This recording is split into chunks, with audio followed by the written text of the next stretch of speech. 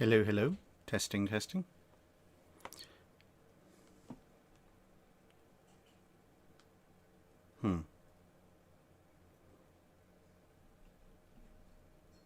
Hello. Can anybody hear me?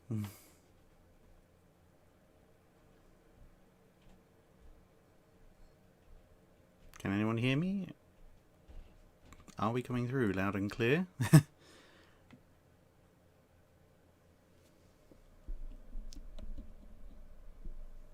Alright, good. Right, everyone can hear me. Awesome.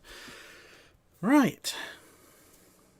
Okay, well, here we go. It is... volume says a little low. Okay, that's probably the last Zoom session I was on. I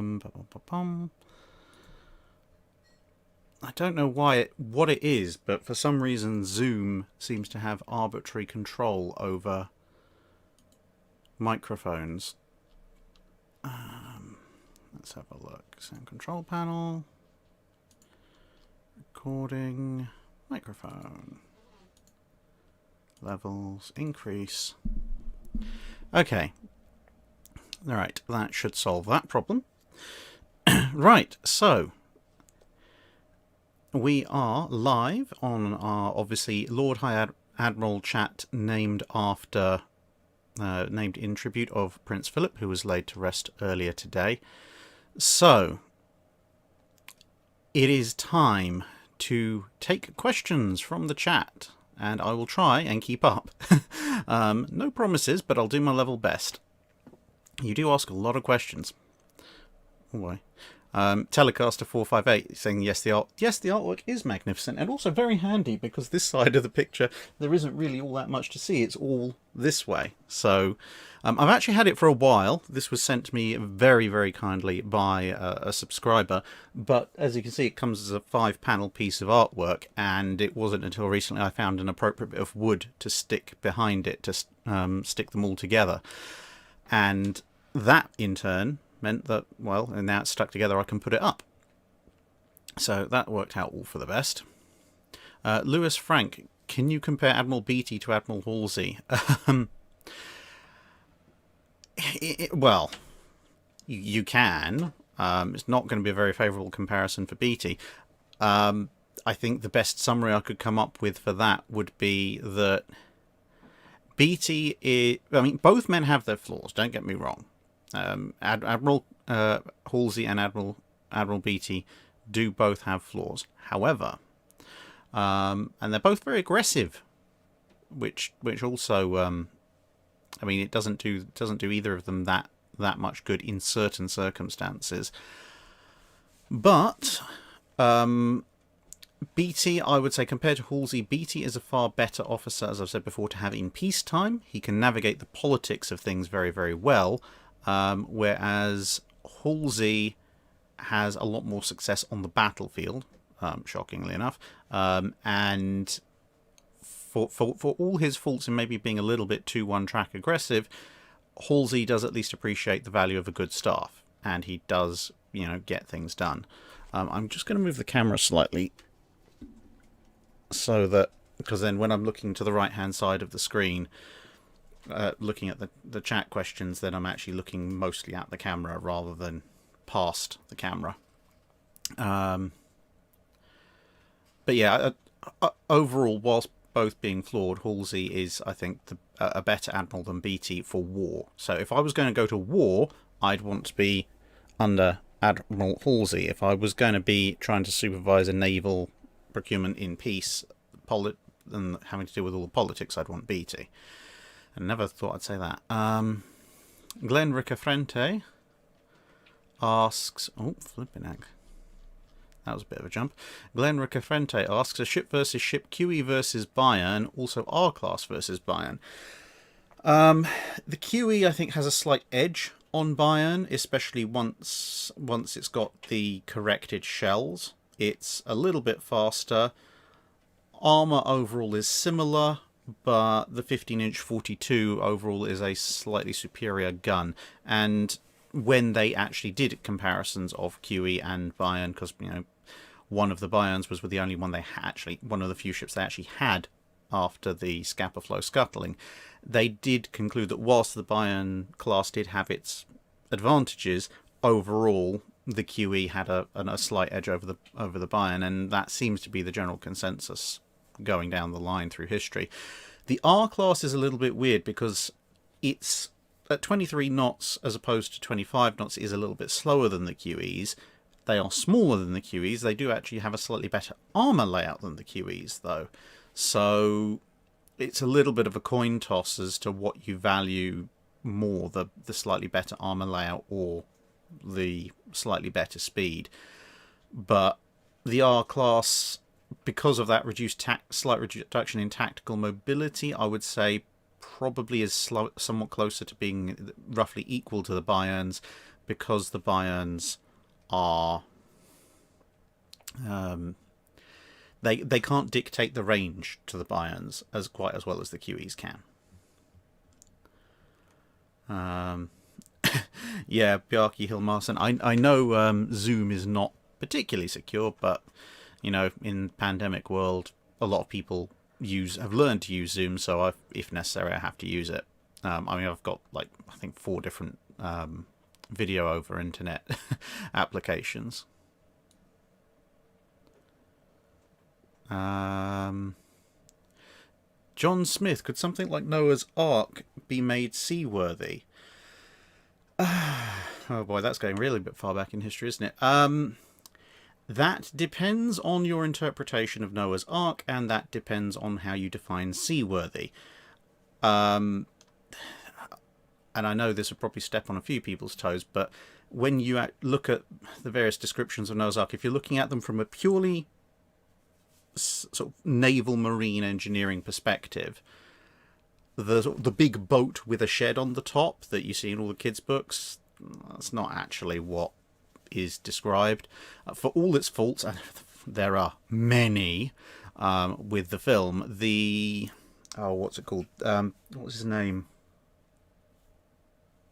Australian chap. Russell Crowe. The Russell Crowe Noah movie, although again it doesn't get it perfectly right, but the shape of the ark that they have in that is actually far closer to how it's actually described in Genesis.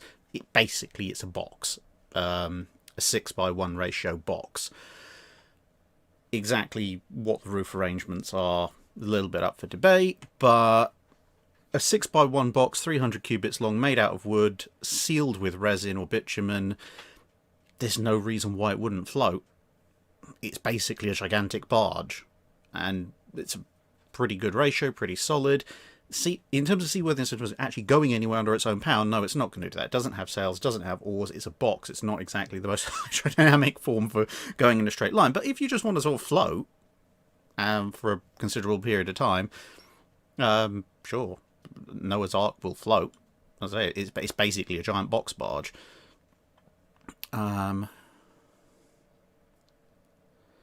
Richard Goss, Cunningham and Jellicoe swap places at Jutland and Matapan. Who does better?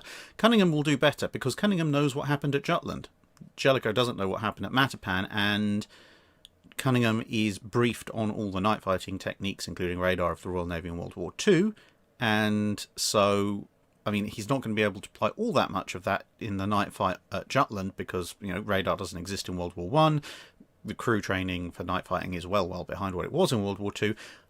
But the simple fact is Cunningham is a very good commander. He knows what happened at Jutland. He can probably remember most of it, and so he can lever that to his advantage. I mean, even if he just remembers which way the Germans went at night, will completely change the outcome of the battle. Jellicoe, as good as he is, he's being dropped into a night battle, where he doesn't know what radar is. And although I'm sure he'd like to command people in a night action, having not done night exercises either, it's going to be a very, very, very steep learning curve for him. Emperor Dave, what is your opinion of Admiral William Brown of the Argentine Navy? Well, Almirante Brown.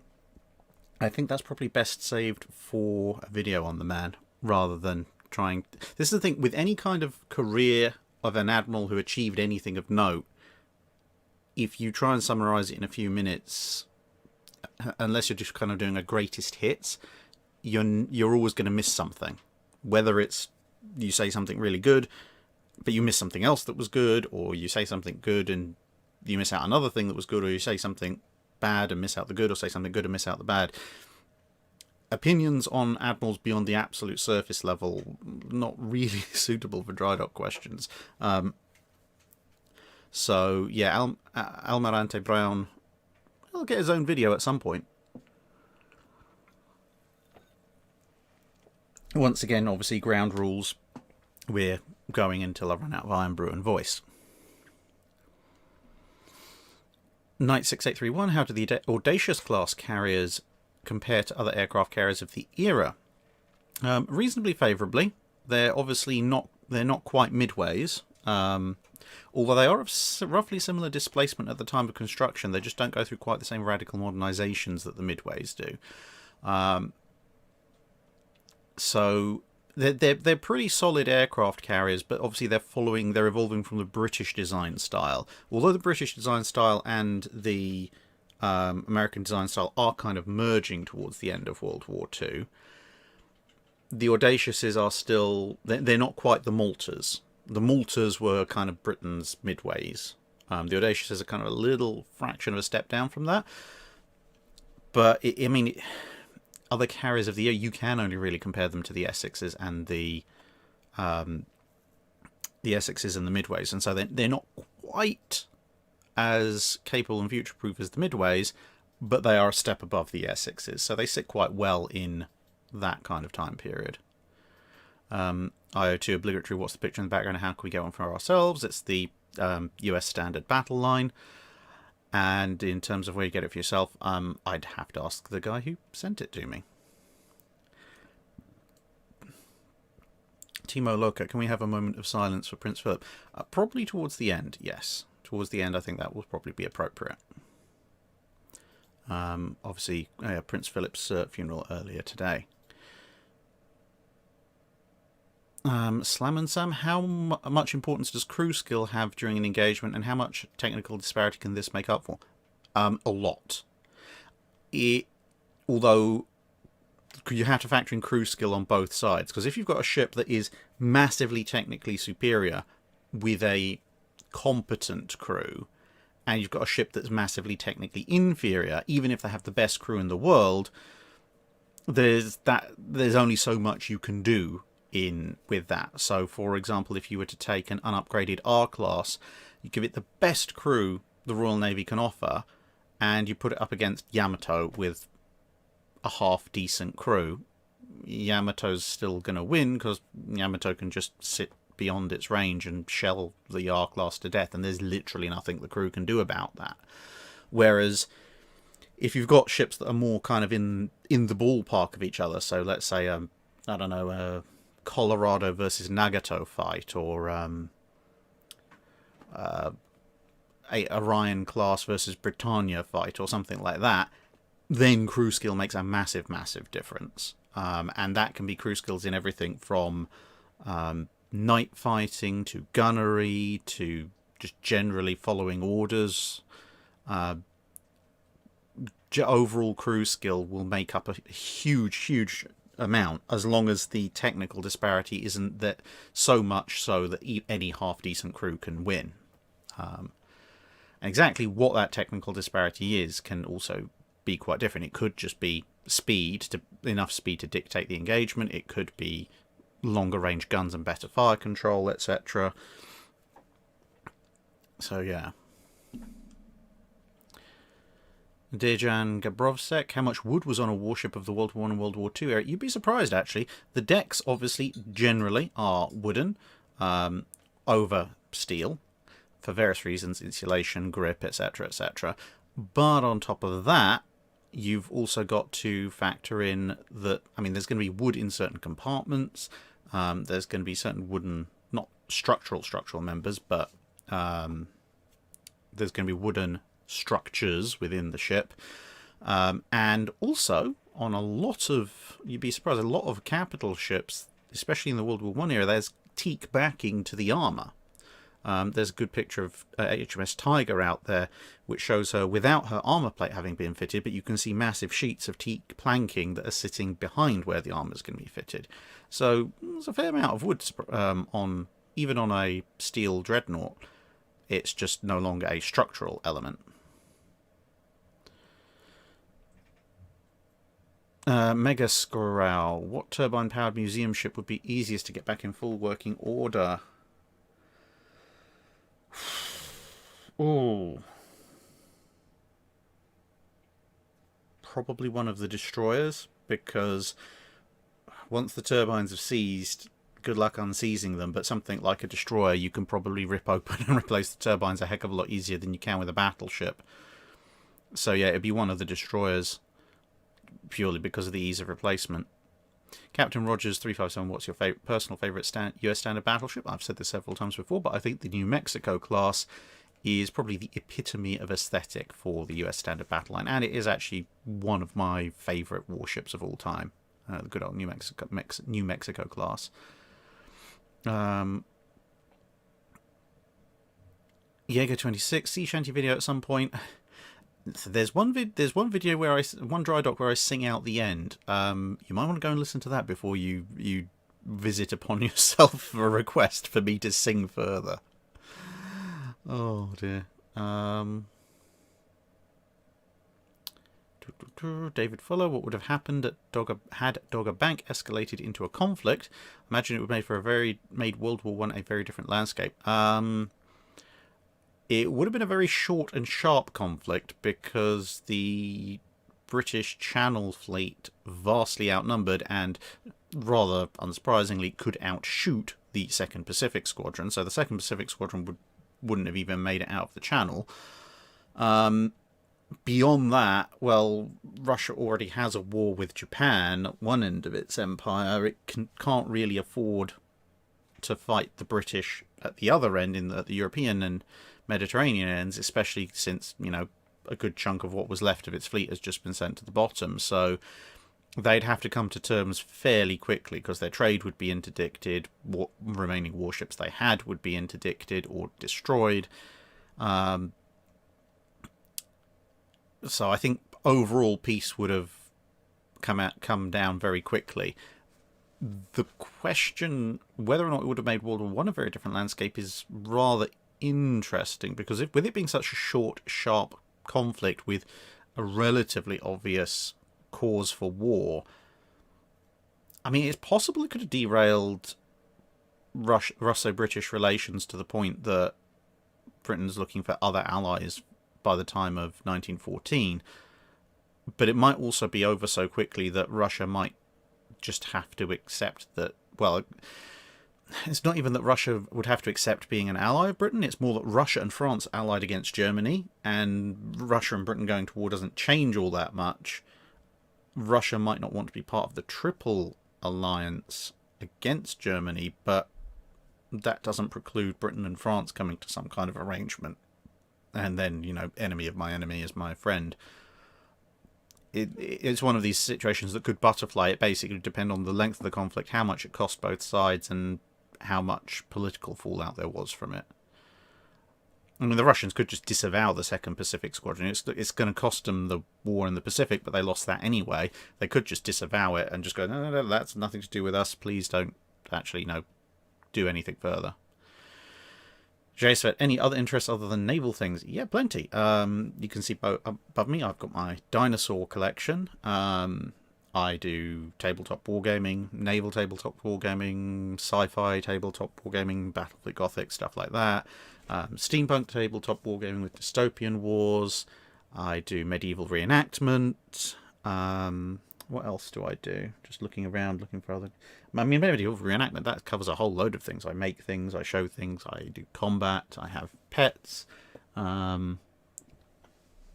Twig, the harvest mouse, has decided she was out a minute ago, but she's gone back in again. I have musical interest, but I'm not very good at them, so I generally don't have musical interest. I build little model siege engines, but I suppose that technically comes under medieval stuff. I used to fly a lot of model aircraft before the rules for drones changed a lot, so that's a little bit of a problem nowadays. I do like rock climbing, free rock climbing, so I guess it's called bouldering in a lot of places. Yeah, there's a fair number of different interests. General ancient history as well, ancient pre-Roman historical studies. It's another little favourite bit of mine.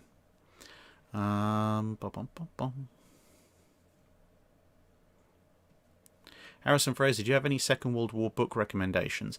Depends at what level, but what level of detail you want. But one of the books I really like, you do have to be careful because there's two, one covering World War One and one covering World War Two with very similar titles, but the Imperial War Museum book of the War at Sea, the one that covers World War Two by Julian Thompson, I can see my copy over there, that's the first naval history book I was ever bought. Excellent book. I like it because it takes you, obviously Royal Navy focused, but it takes you through the war effectively with very few paragraphs about telling you what's happened, and most of the content is made up of veterans' accounts of what happened. So you get a lot more of a feel of what it was like to be in the conflict, the human element, rather than a relatively dry this happened, then this happened, then this happened, then this happened. So I would definitely recommend that to anybody. And then once you want to get into more detail about actual, ships, design, and that stuff, there's other recommendations I can make. Something in Russian. I have no idea how I would ever go around pronouncing that, but you'll hopefully recognise your question. A few dry docks ago you said the forward superstructures hit more often than other ship sections. Yeah, that does seem to be the case a lot of the time. I think it's because it's used as an aiming point. Does that mean the Nelson style design is superior in that regard? Possibly. I mean, the shot distribution on a ship, on most ships, Kirishima, Bismarck, etc. Maybe not so much with Bismarck because Bismarck just got hit everywhere, but most ships that take a lot of hits, Kirishima being one of them, Tiger, Lion, Lutzow, Seydlitz, there's a lot of shots that are concentrated on and around the forward superstructure. So technically, yes, Nelson and Richelieu, for that matter, with their setback, much smaller amounts of superstructure, would in theory be superior.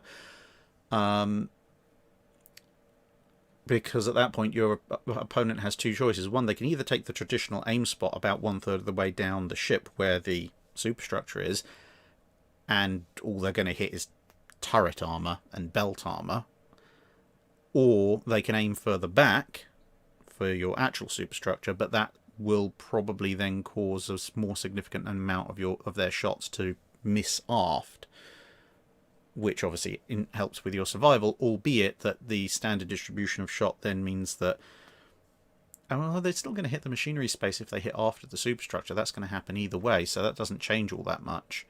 So overall, yeah, that might actually help.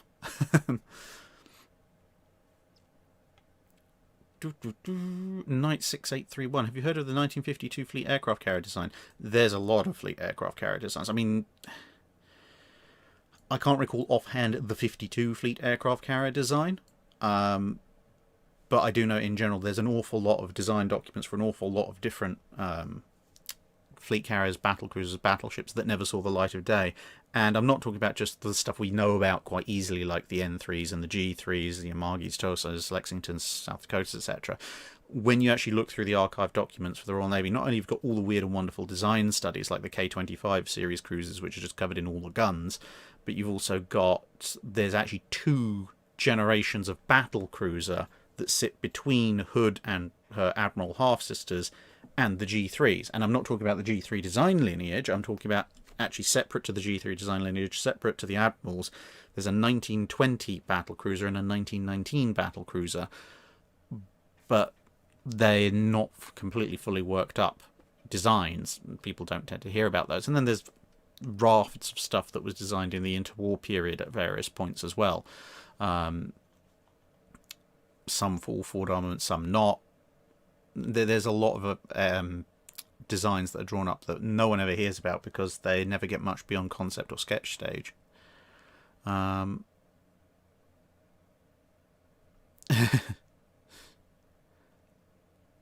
A fancy part, is that the model of a CR-90 Corellian Corvette behind you? Yes, it is. That's from the Star Wars X-Wing tabletop game. Not X-Wing Armada, because that's a much bigger scale. The CR-90s in that game are tiny, but that's the one for the actual basic fighter combat game. William Meta, do you like World of Warships? Yeah, I quite enjoy it. It's a good fun game to play. Apart from anything else, it's a good. When all photographic research fails, it's a good place to find models for ships for which very few photographs exist, like in the Imperator Nikolai I video. And also, if you want to do dramatic shots, as long as you can find the right hull number, when, to be fair, taking out the A-hulls is a bit of a kick in the teeth when you want to try and do more historical shots, but whatever.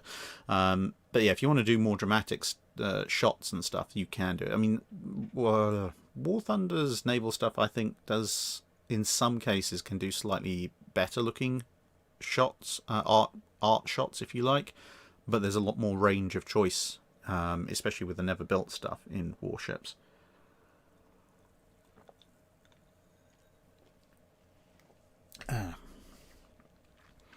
Raymond Leone. Afternoon, Drac. I have a very fun question for you. Ship versus ship. HMS Captain versus USS Galena. Ship versus ship, assuming both are afloat at the time, Captain should win, because it actually does have a whole ton more. Oh, well, it has armour. Galena doesn't really have armour, and none of Galena's weaponry is really capable of punching through Captain's armour. Captain's turret-mounted guns very, very capable of punching through Galena's armour. The problem, though, with that is that Galena can actually survive, anything more than a stiff breeze at sea, which means that whilst Captain would crush Galena in a straight-up fight, Captain has to get from the UK to the US to fight Galena, and given, the state of the Atlantic and its weather systems, I don't think it's going to make it, at which point Galena will probably win by default of being the only ship afloat. Oh my goodness. That was a bit of a jump.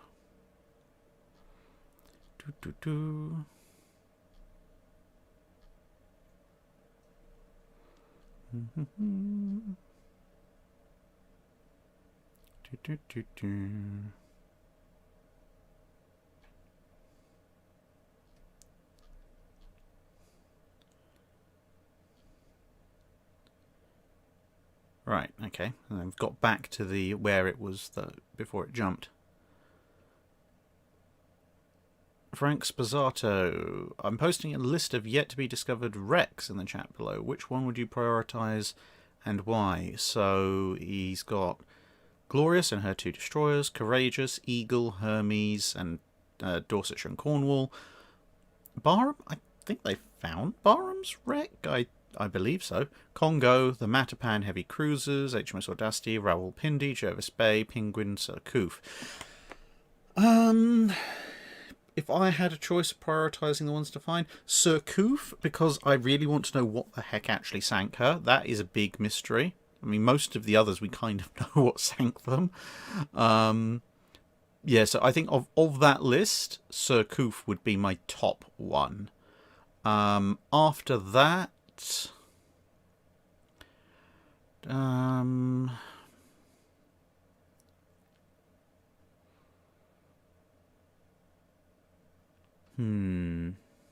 Lots of carriers there. I mean, Courageous, hit by torpedoes and sunk. Eagle, hit by torpedoes and sunk. Hermes might be interesting. Glorious was shot up. Glorious might be interesting as well. So Hermes and Glorious after Surcouf. Rawalpindi and Jervis Bay, I doubt there's all that much left of them. Same with Audacity. The Matapan cruisers might also be quite interesting. Albeit a little bit grim, considering that at least 2 of them are going to be in multiple pieces. Lawrence Cook, I read somewhere during World War I some Allied Japanese ships fought in the Mediterranean. Any notable actions? Some Japanese destroyers did, in fact, yes, show up in the Mediterranean. No big battles, though. I mean, the Mediterranean wasn't actually that noted for very big battles. Most of the big action that occurred in the Mediterranean after the chase of Goeben was either at Gallipoli, which isn't really a sea battle and destroyers don't really have much to do there, or keeping an eye on the Otranto barrage and various skirmishes with the Austro-Hungarian navy, which the Japanese weren't really involved in. So yeah, no big actions for them to take part in, unfortunately. Eric Kaufman, best version of the naval hymn I ever heard. Oh yes, so you heard them singing "Eternal Father, Strong to Save" in St George's Chapel. Yeah, and that was with the COVID restricted 4-strong choir. Imagine what it would have been like if they'd actually had the full choir in there. Do you know where the alternative name of Melita comes from? For if that's for the hymn, then I'm going to go out on a limb here because my memory doesn't go. If my memory serves, and take this with a pinch of salt because it might not, I think Melita is an alternate name for Malta. Let me just check that.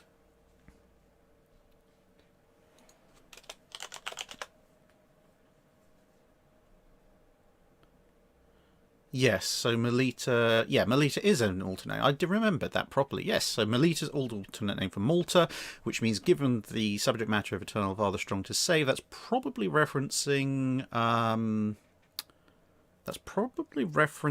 the Apostle Paul being shipwrecked. And then rescued from the shipwreck from the New Testament, if I'm not mistaken. I mean, come on, it's a hymn. Of course it's going to be based around something like that. Frank Sposato. Oh, there's more. There's more of Frank's Reckless. Liscombe Bay, Hiryu. Hiryu would be nice to find. Makuma, Shinano. Yes, Shinano. Yeah, we need to find Shinano if it hasn't been found already. Yahagi, Sendai, Princeton. There's not going to be an awful lot left of Princeton. Chiyoda, Langley. Langley might be interesting, but given where Langley sank, I don't think we'd probably find all that much of her wreck left. Edsel, Jarvis, Shims, and Yosho, or any of the tribals. Tribals didn't tend to die easily, but so again, probably not much left of them, especially the one that King George V cut in half. But one of the more intact tribals might be nice. And someone could go around finding all of HMS Eskimo's bows. That would be quite good. Versus Arch. Halsey wasn't bad in politics either, given he got 1 star more than Srutz. That was more based on his combat record and popularity with the troops. I suppose that's technically a form of inter-service politics. I'm talking more, when I say politics, I mean more like persuading Congress, in Halsey's case, or Parliament, in Beattie's case, not to defund the Navy. Beattie was much better at that kind of external politics element. Tyler Adams, how effective would a fully modernized Colorado class have been in World War II, specifically during the Guadalcanal campaign? Excuse me. It's been very dusty recently around here. Effective would... Fully modernized Colorado, so you're talking like West Virginia style modernization. To be honest, they're still not good. They're not going to be in use in the Guadalcanal campaign because they're not fast enough to keep up with the carriers, so they're not going to be carrier escorts. And everybody had big reservations about sending battleships into the confined waters of Salvo. Halsey only let South Dakota and Washington in because they were new and fast battleships, and even then he really didn't want to. The Japanese had similar reservations. They only sent the Congos in. So much I hate to say, I don't think the fully modernized Colorados would have been any much use in the Guadalcanal campaign. The US just doesn't have the fleet oilers at that point to stage them forward because they have a very limited use. As I say, they're not really going to want to send them in close action. They're not going to want to have them as carrier escorts because they can't. The best they can do is provide shore bombardment capability, but if they were going to do that, they could have done that with Washington and South Dakota. 2 seconds.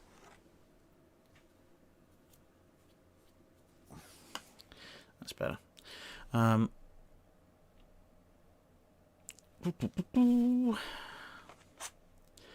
Kobe de Guzman, in your opinion, do you think the Battleship platform will ever return or stay a relic of naval history?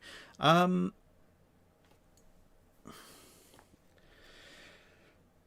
Battleship platform as we know it, i.e. heavily armoured, heavily gun-armed, probably, unless someone invents some kind of magical new armour material in advance even of current stuff that gives it some kind of resistance against at least the fragments of some kind of supersonic or hypersonic cruise missile, is probably not coming back.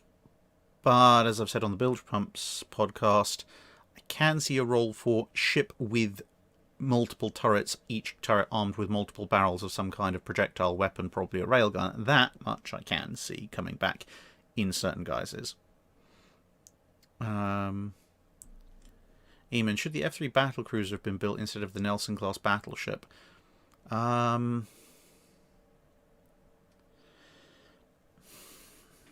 It's a difficult one.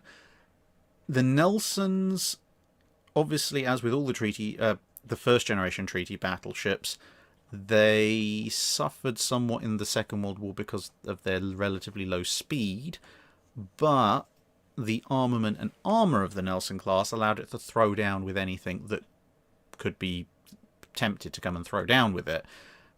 Whereas the F3 would have been more versatile because of the high speed. It could go more places and do more things.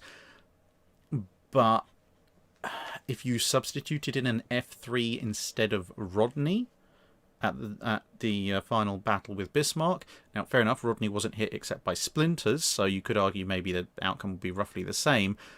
But if Rodney had been hit, because you can't rule it out happening by random chance, if Rodney had been hit by Bismarck, Rodney's armour scheme would have stood it in much better stead to withstand that impact than battlecruiser protection, even though the F3 wasn't exactly badly protected for a battlecruiser.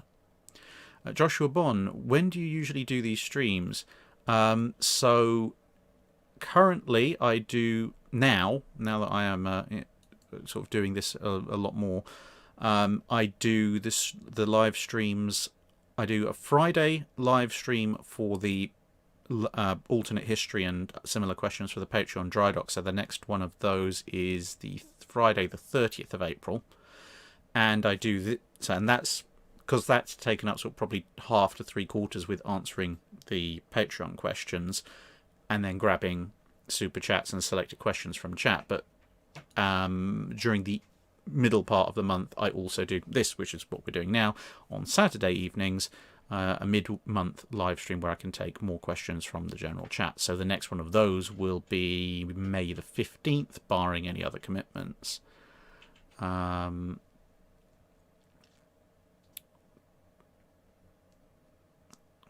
Laurie, obvious question. Railgun, is it a fad? Depends if they can make it work. I mean, having, superconducting rails or high conducting rails in an environment where there's a lot of water could be interesting, but there are ways of getting around it. I think that's one of the main problems you're going to have with railguns and lasers is sea spray. But there are ways to solve that, and if they can solve it, railguns may very well have a future. It depends what you use them for, though. I've advocated in the past actually possibly using railguns either as a launch system for small drones, kind of like how they're trying to get the email system to work on carriers, and also potentially separately using railguns as kind of a base launch system for missiles, i.e. instead of expending massive amounts of energy getting the missile off the deck and through the thickest part of the atmosphere and then leaving it with, relatively speaking, little fuel to actually, do the whole heading towards the target thing.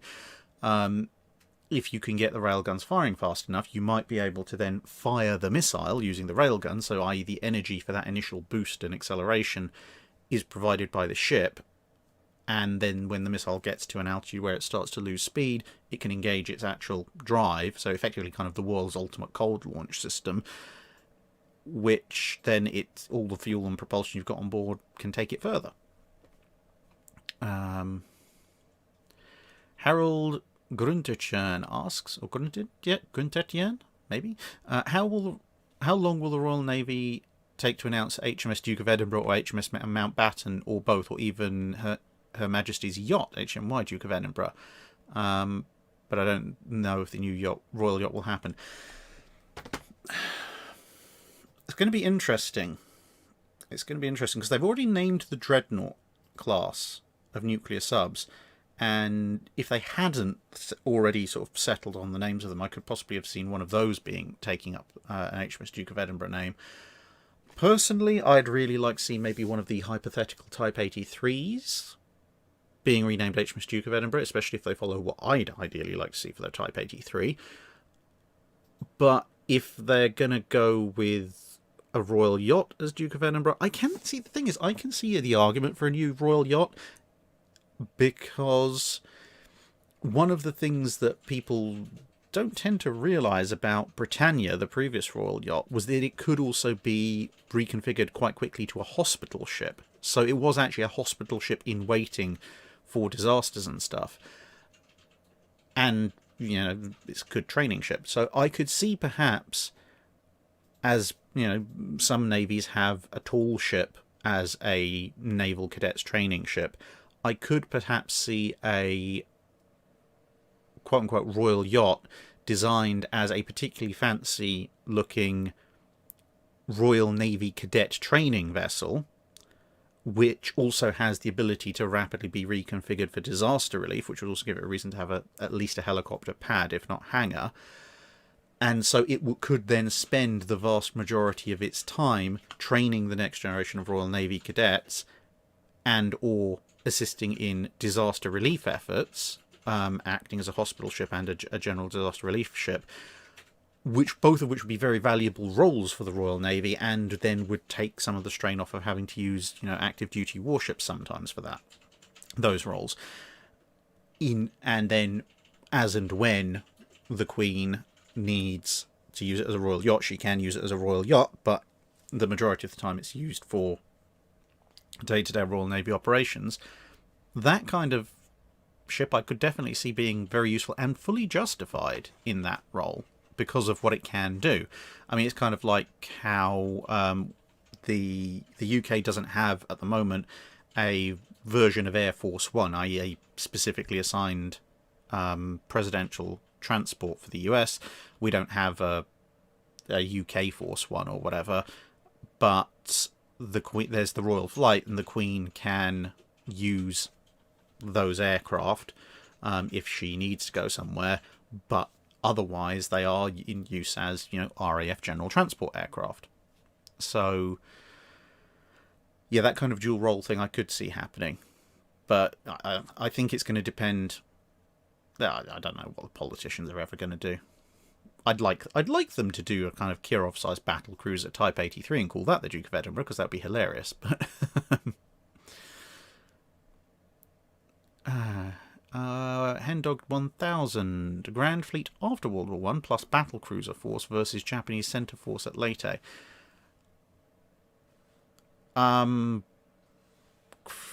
That's there's going to be a high casualty event, but there's not really a lot that the Japanese can do to win that one, because while the Japanese will have superior optical fire control and longer range guns, the fact is they're coming one way, they're heading for the landings.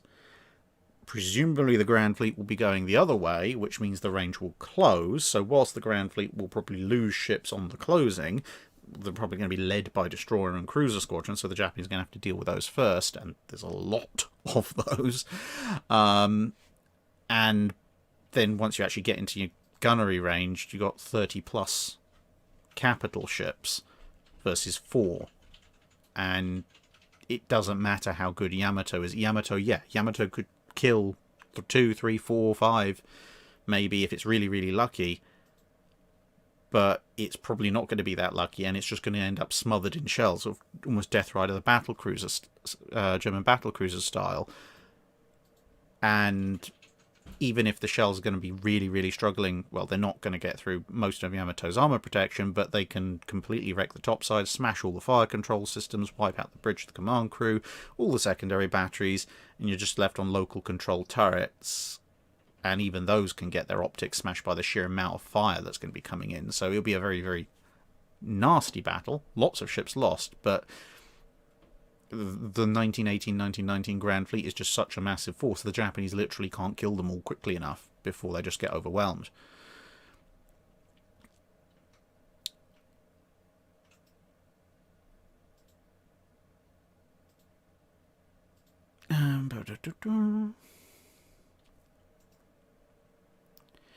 Ian Wookie Winter, with Hermes being so small, why did the Royal Navy not just replace her with a second Ark Royal? Money. the Royal Navy wanted to. The Royal Navy would dearly have liked to have more than one Ark Royal type carrier. The problem was that by the time they were comfortable that having learned all the lessons of how to operate carriers with the early experimental carriers, and then Courageous, Glorious and Furious with the slightly larger ones, you're then into the period of the Great Depression, and they got the money for one Ark Royal, and by the time they got the money for another Ark Royal, they were going down the line of building the armoured carriers. Whereas if the Great Depression hadn't happened, maybe a bit more money would have been available. They could have built more than one. Wesley Johnson, considering the damage incurred by ships of more modern construction like USS Stark, would something with more armour be better for FONOPS?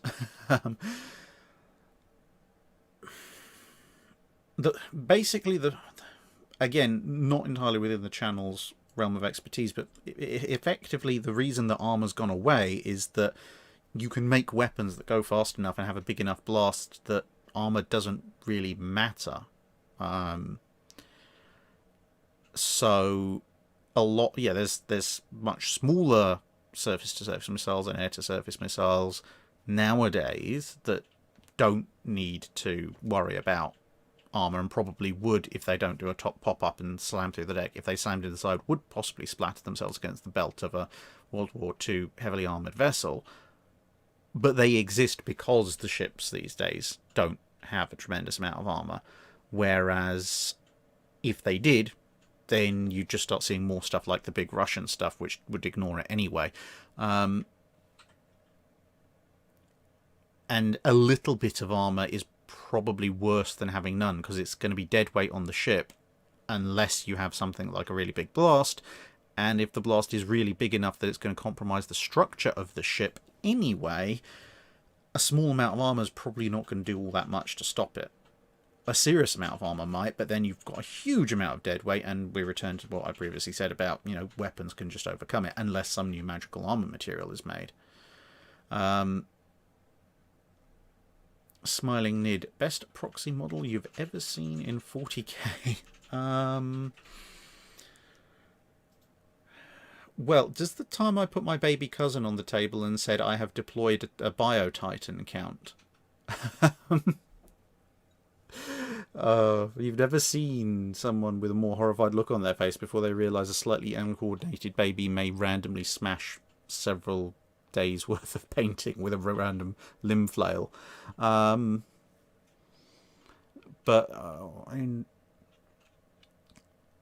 Best proxy model.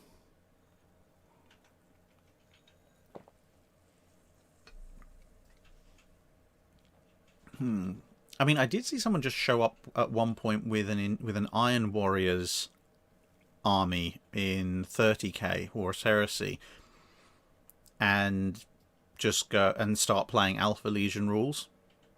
And just know that they're Alpha Legion, they're just in really good disguise.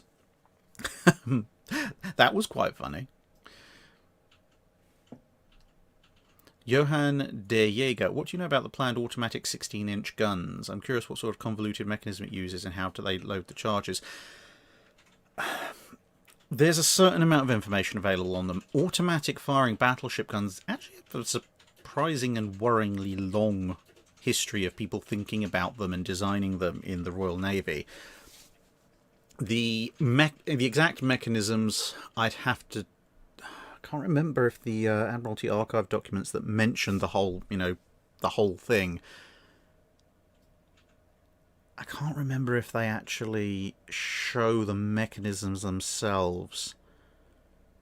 The thing is, it's been a long time since I read about them, but that I will make a note, because the National Archives are reopening at the end of the month. In fact, their booking opens noon on Monday, so I'm going to make a note to revisit that Admiralty file to see if I can pull out the any information, because the thing is, it's just that far back enough. I don't want to start saying, well, they show this, then this, when it might not. But I will eventually, if I get a booking slot, that is, double check.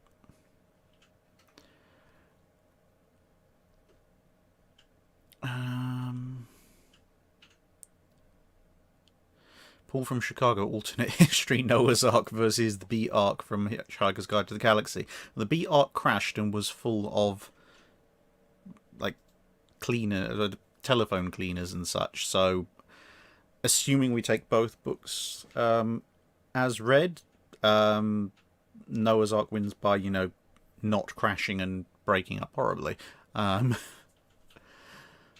Also, again, taking the literature as read, probably contained more intelligence with all the various animals than the one from Hitchhiker's Guide to the Galaxy.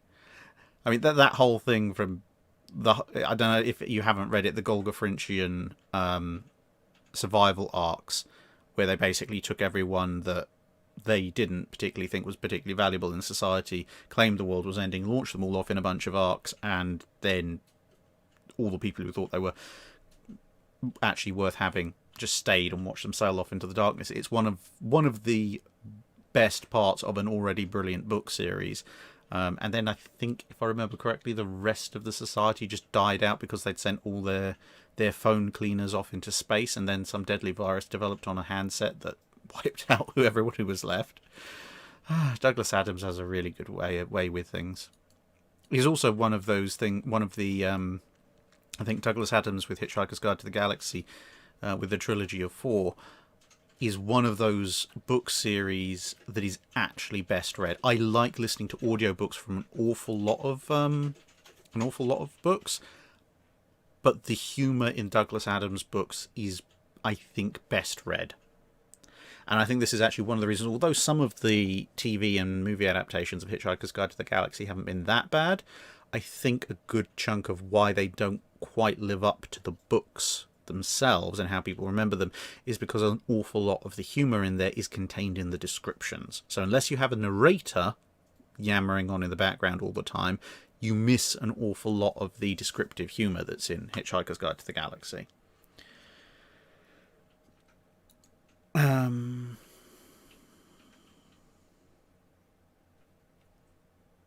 HAL 9000 has seen me on Lost Battlefields. Hey, that's good. The tentacles spread. So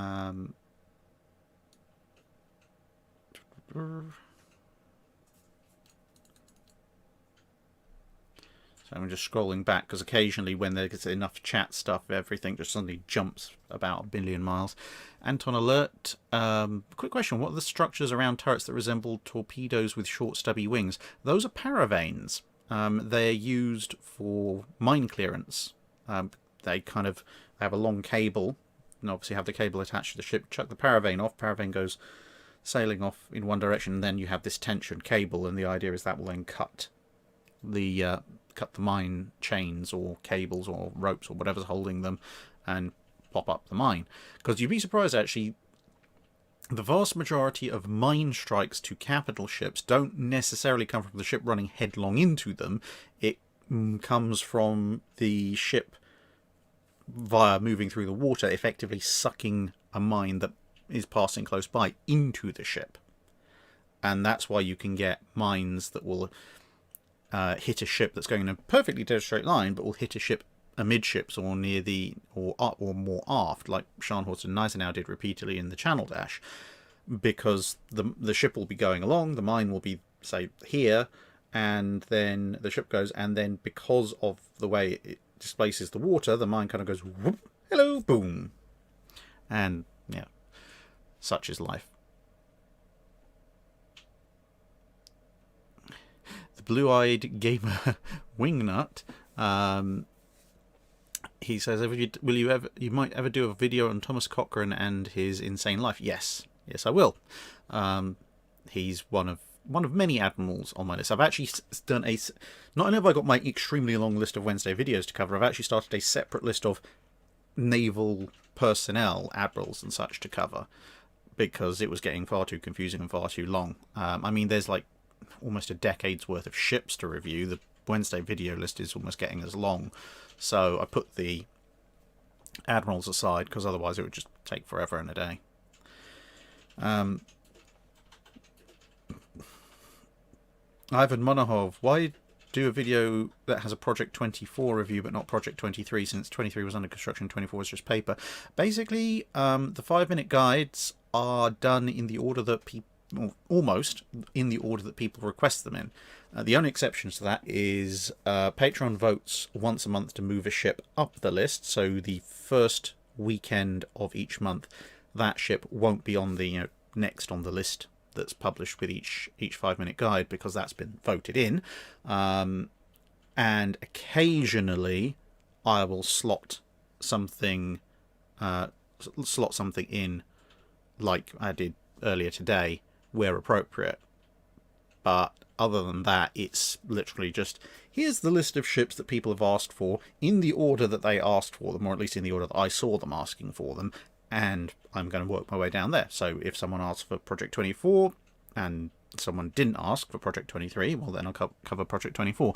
The only other time that rule gets slightly broken is if someone asks for a specific ship and I haven't covered the class yet.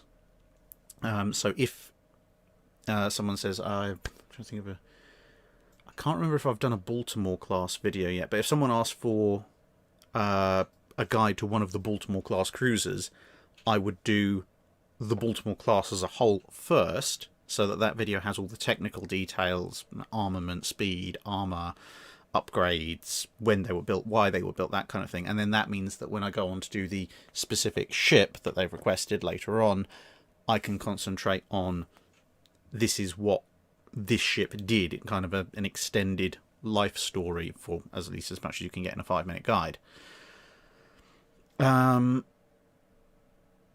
Murderous Kitten, would Mainz, i.e. the Hippo with triple 150mm turrets, be better for the Kriegsmarine?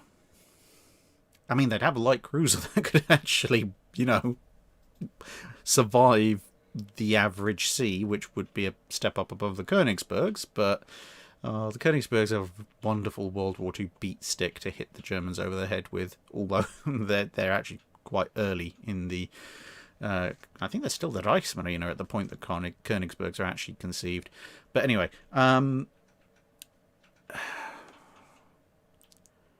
would they be better? It would depend on whether or not it would allow the Germans to build more of them. Build more of them and build them quicker. I mean, they've got the pre-existing design, so possibly. A 12-gun light cruiser on a Hipper hull would be a very powerful light cruiser, so yeah, I mean, the Hippers don't come up against enemy heavy cruisers that often. There's obviously Hipper versus Berwick and a couple of other bits. I'm struggling to think of many situations where the Hippers having 8-inch guns would have allowed them to do something that they couldn't have done with 5.9s. I mean, okay, yeah, you got Prince Eugen shooting at Hood, but that really doesn't rate that much compared to what Bismarck did to her. So I'd say if having the triple 150s allowed them to build more Hippers, so maybe they get an extra hull in the water before the war starts, then yes, it would be better. If they can only build the same number at the same rate, it's kind of a toss-up between the twin 8s and triple 150s.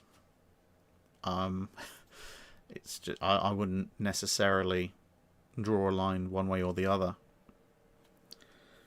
Might help them at the Barents Sea, though. IO2, do you have any recommendations for anyone trying to find information on the 1960 CVA-01 class carriers? Again, a little bit beyond the channel's normal field. The thing is, I don't know with CVA-01 how much information has been declassified and how much is available. I would say probably your best starting point would be maybe to ask Dr. Alexander Clark, because he's available and he will probably know an awful lot more than me on that.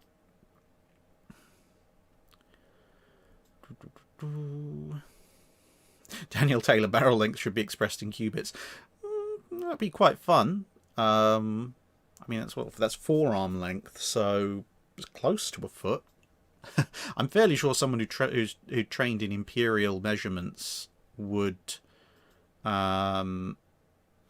probably be perfectly capable of converting to cubits relatively easily, but there'd probably be a big argument over exactly whose forearm length they're going to use as a standard cubit.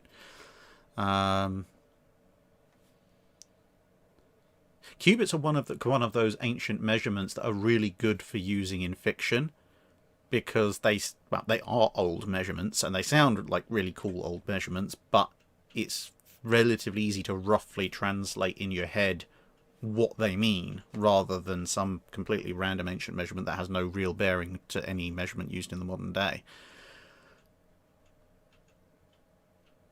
Tommy, why couldn't the Tone class have been built so all four forward mounts fire straight ahead? So quadruple stack super firing. Basically stability.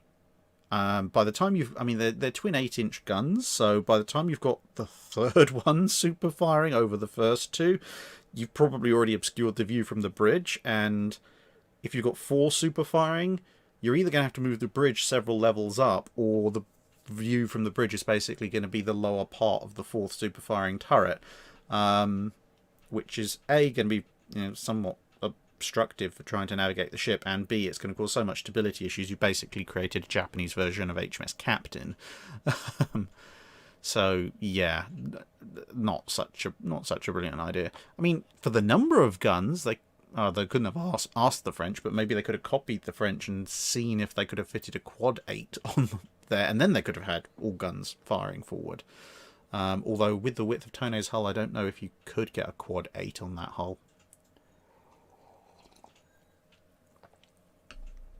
Whiskey Delta Golf. If privateering wasn't outlawed in the 19th century, would it have been viable during the World Wars? Yeah.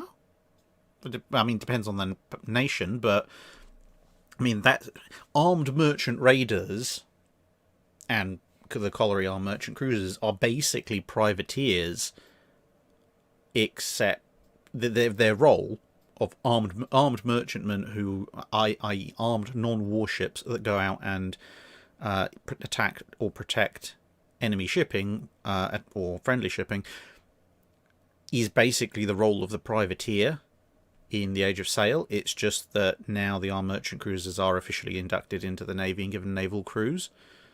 So yeah, privateers could work perfectly well, I guess, at that point. And they're just armed merchant raiders, except now without the protection of the actual, ensign of war of the Navy in question, just protected by the letter of marque. Bob the Raptor and Joe, how would a US Fletcher class do in an engagement versus multiple Royal Navy ships of the line from the late 18th century? Very well, because they can, the effective range of the guns on a ship of the line, the cannon can technically reach out to 3 miles. Their effective range is more like a mile, which means the Fletcher class can sit at what for it is practically point-blank range, completely out of the range of the ships of the line, load high explosive and have at it. And occasionally maybe fire a torpedo. Thomas Hobarth, how would the Battle of the Atlantic have gone if the Germans had realised Plan Z, and would have had enough resources to not have them to keep them in harbour? I think you mean would have had enough resources so that they didn't have to just keep them in harbour. Well, if they'd realised Plan Z, that would be 1944-45, at which point the Royal Navy is going to have 6 Lions in service. Probably they will have at that point refitted hood. So they're going to have all 5 KGVs. They're going to have 6 Lions. First 2, Lion and Conqueror are... Lion and Temeraire are 39. Thunderer and Conqueror would be 40. The next 2 would be 41. And even with the delays of the 16-inch guns, they'd be in service by 43, 44. So around about the time of the Plan Z fleet coming fully into operation, you'd also have whatever the Lion's successors would have been laid down in 42, then probably launched late 43, commission late 44, early 45. So you would have had at least one set of whatever succeeded the Lions about to come into service, kind of in the same state that King George V's were in at the start of World War II. Historically, probably, well, at least one, possibly more Vanguard types. New heavy cruisers for the Royal Navy, follow-ons to the Didos, more towns, plenty more destroyers. This is the thing, the Royal Navy wasn't going to stand still if while the Germans were building Plan Z. They were going to build a lot more, and they would have also had an awful lot more carriers. So what the Battle of Atlantic have looked like, probably a little bit more like a rehash of World War One, where the Germans would have a battle fleet, but it would be largely confined to German waters, trying to work out some way of getting past the much, much larger Royal Navy. I mean, the R-class will be long gone. The Queen Elizabeth, some of them might be gone. The modernised ones might still be around just. The 3 battle cruisers, Renown and Pulse and Hood, probably still around. Taffy 3 and 2 versus the northern or southern forces at Leyte. What kind of outcome could you see? Taffy 3 and Taffy 2 with enough... Oh, it depends if they've got enough warning. So if they can switch over to anti-ship munitions, because obviously they're there for shore support. So if they can switch over to their anti-ship munitions, the southern force is... It's... Fuso and Yamashiro plus escorts, so that shouldn't be too difficult for Taffy 2 and 3 to take care of, even with their limited,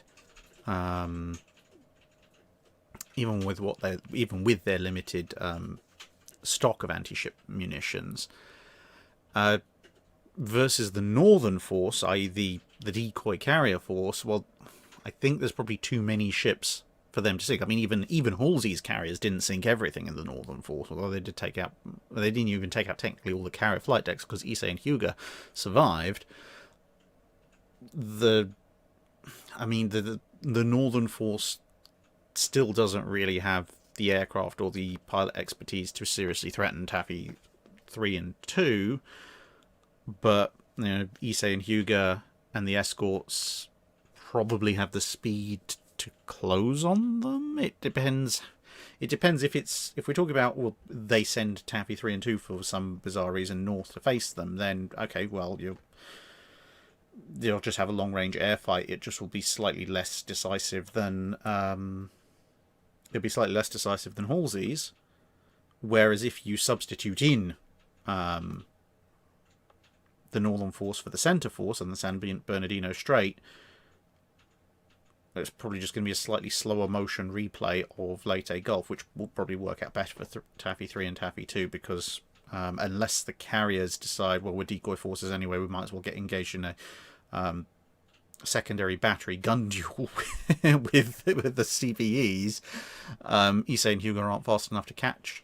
Well, they're fast enough to slowly catch, but not really fast enough to quickly overhaul the same way that Yamato was doing. So either way works out fairly well. Joshua Olejaz, what's your opinion of the ships of the United Nations Space Command, UNSC? I haven't really played the Halo games all that much. I'm a PC gamer, so the whole Halo craze kind of passed me by because of a lot of it being on console. So I've heard of them, I've looked at them a fair bit, and I've looked into the lore of the Halo universe, but I don't think I've got anything like the qualifications to start giving opinions on UNSC ships. compared to what a lot of other people can.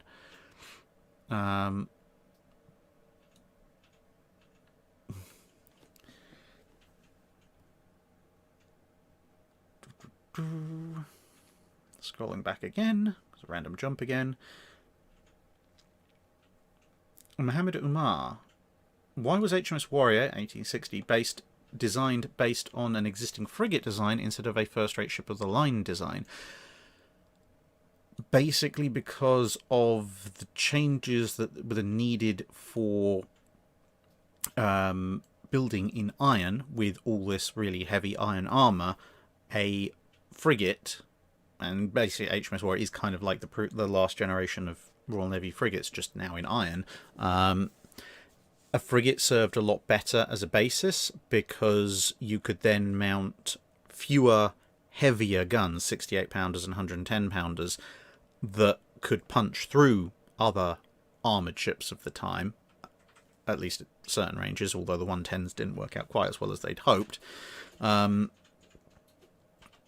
Whereas if you went with a ship-of-the-line design, the ships of the line, obviously with multiple gun decks, are very tall, which doesn't do very well for stability when you're suddenly slapping 4.5 inches of iron on massive portions of the ship, and would mean that you'd have to go with much smaller weapons, so you'd end up with a ship that couldn't penetrate its own armour, which is not so good. So basing it on a frigate meant that they could put in these fewer but heavier guns more easily, and also it would be a more stable design and less expensive. And it was already quite expensive, first of its kind. And frigates were designed for speed, so with its propulsion and sail system, that meant that you could also get up to a decent speed.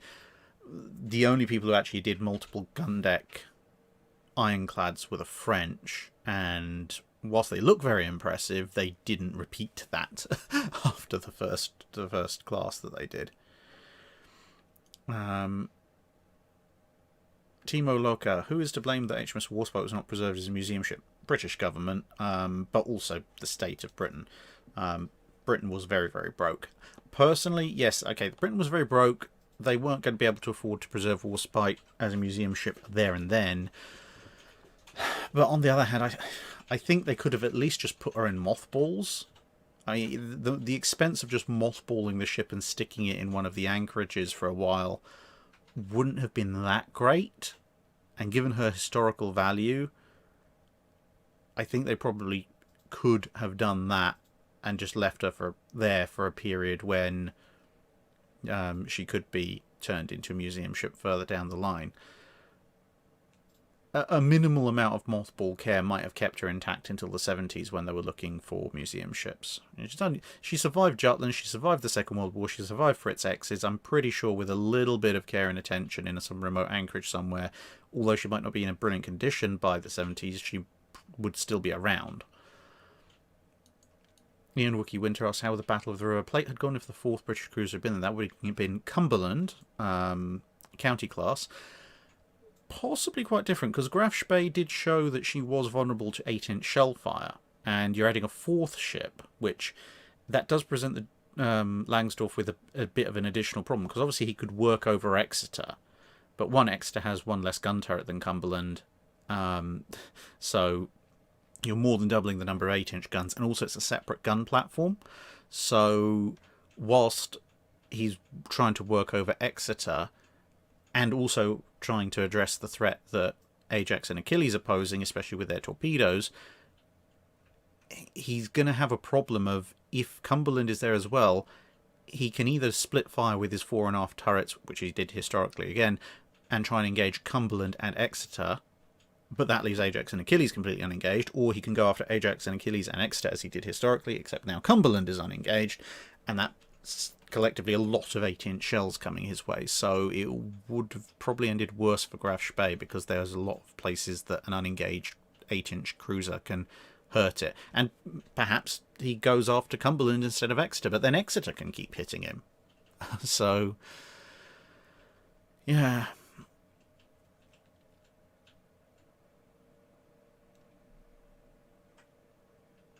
Frank, recipe for the salt beef, how long does it keep? So the salt beef, that was literally just well, I took a roasting joint, as you probably saw in that video, cut it into slabs about just under an inch thick, and put it in a big vat of salt. Now, in order to, because as I said in the video, I didn't have a barrel that I'm going to be drawing brine off and pouring more salt in. So the recipe that the way that I did it was pour in salt about a third depth, put in slab of beef, more salt, another third depth, in this case because I had 2 slabs, and then another slab of beef, and then the last third depth of salt. Stayed like that for 24 hours. And you do need a couple of big pots for this. So then I fished the beef out, poured the salt into another pot, put new salt in, so I used a new set of salt, same kind of layering, put the beef back in, just having flipped it over, and then I took the original salt, which by now is quite damp because it's sucked all the moisture out of the meat, and what I did was then heat the salt, put it on a I used a thin layer of salt on the frying pan, heated it on a low to medium heat, kept stirring the salt around so it didn't bake itself solid, and then once the salt had kind of, you could see all the moisture evaporating off, once it had gone back to mostly dry, stuck it in a third pot, just gave it a bit of a stir to get it aerated, and repeated the process until the salt had dried out. You can also do it on a less active basis by just putting it on a couple of big pans in the oven, again on a low heat, to evaporate off the moisture, except I couldn't be bothered to do that because that takes too long. And then once I had this newly dried salt, then every 24 hours I would just switch the newly dried salt for the previous salt, and over and over and over and over the salt went for a week until it was ready to go. In terms of how long does it keep, well, you know how long it's been since that video, and that video, the footage was probably recorded, I think, about 3 or 4 days before the video went live, and we finished the last bits of salt beef over the weekend, and it wasn't really any changed from how it had been when I got it out. The only thing that had changed was that the beef had started to grow a lot of salt crystals on the outside, and we weren't storing it quite the same way that you're supposed to, because historically you're supposed to then store it either in brine or in salt, depending on exactly which set of instructions you read. We didn't. We just put it in a cool, dark place and left it there, and it was, I say, aside from growing its own salt crystals, it was perfectly fine, and right up until we used it. So I don't know how long it would have kept, because I've eaten it all, but I would imagine a long time, especially if you kept it in the salt. Nihil, you said on a few occasions the US went paranoid with the Panama Canal defences. How so? Torpedo nets, shore-based gun batteries, patrolling warships, patrolling aircraft. It was probably the single most heavily guarded waterway in both American continents. At some point, when I'm talking about, if I do a video on the Panama Canal, I'll have to cover it. But yeah, there was a lot of defences. I think you could probably have thrown a battle squadron at it and lost the battle squadron completely. No Pegs asks, greatest hits of Admiral Ching Lee besides Guadalcanal? Poor old Admiral Lee didn't really get much of a chance to do all that much afterwards. Washington spent a lot of time doing, as the video on USS Washington covered, where he was for the majority of the rest of the war before switching to South Dakota. Basically sat doing carrier escort, shore bombardment, and occasionally escort for carrier raids, and a bit more shore bombardment there. His greatest next hit could have been, because he was in charge of Task Force 34, could have been to engage the Center Force at Leyte Gulf at the Battle of Samar if Halsey had let him stay there and guard the strait like Halsey had said he was going to do. But it didn't come to that, unfortunately. So yeah, Guadalcanal was pretty much the high point in terms of action, but he did a pretty solid job of protecting his carrier charges and supporting the troops with ground fire. thereafter. It's just a shame that he didn't get that second chance to lead a full battleship force into action.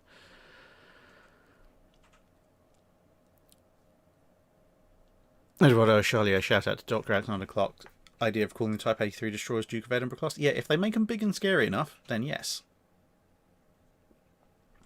Frank, what kind of beef did you use? I say I used a Asda roasting joint.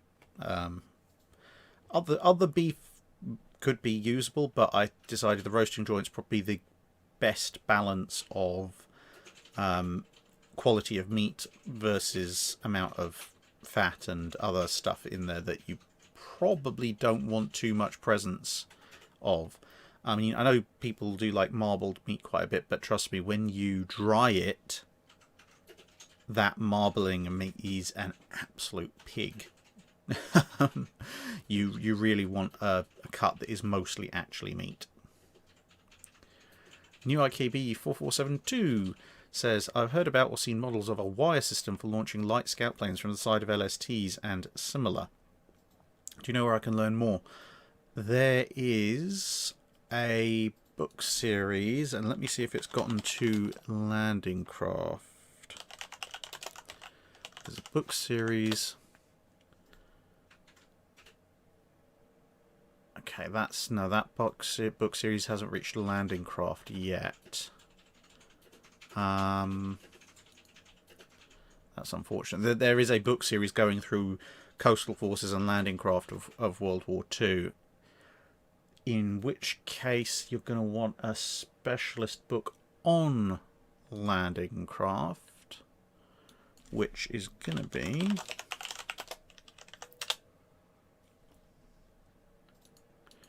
double check my bookmarks list.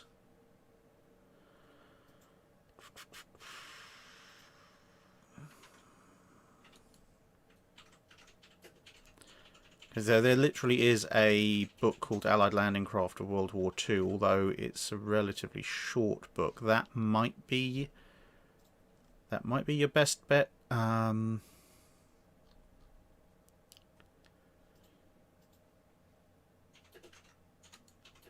Oops, that's a bit stupid of me. Right, I think for that one,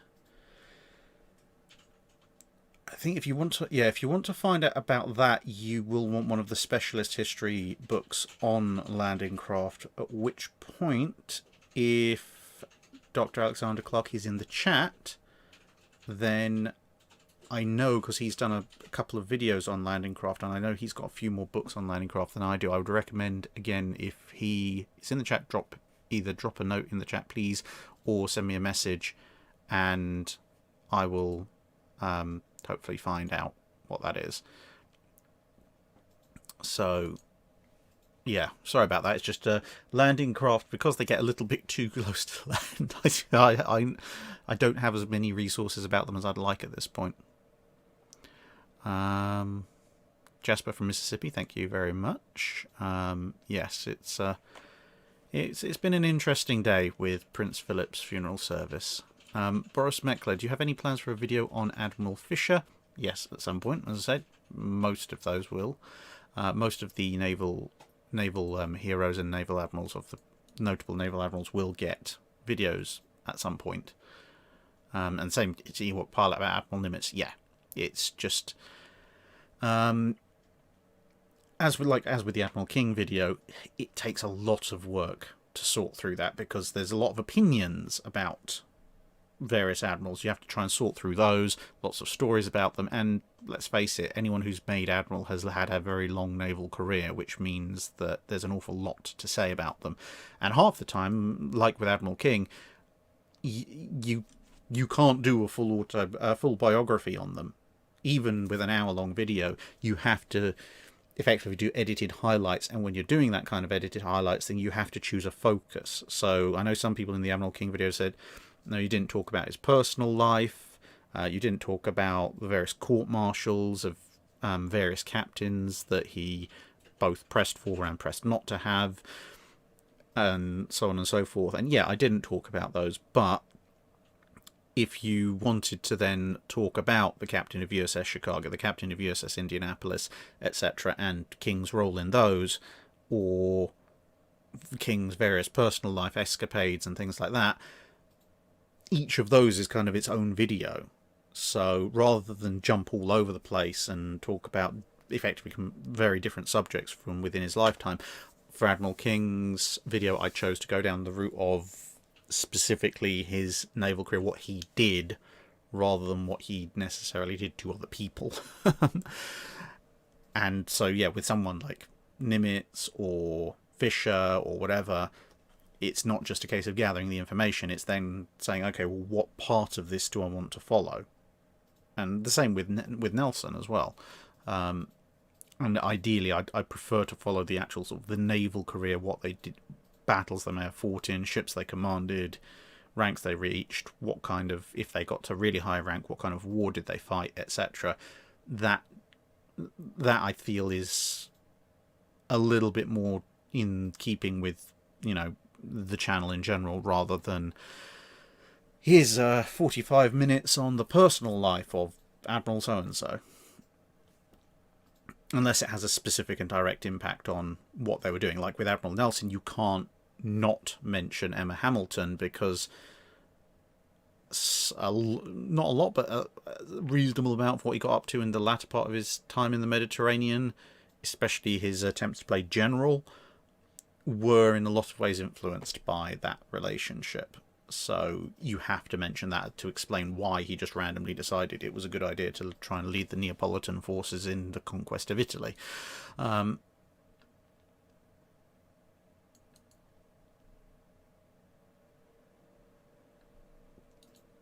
If the image is buggy, I'm going to quickly try and shut down a few bits and pieces that might be causing that. Okay, well, that might stabilize it a little bit.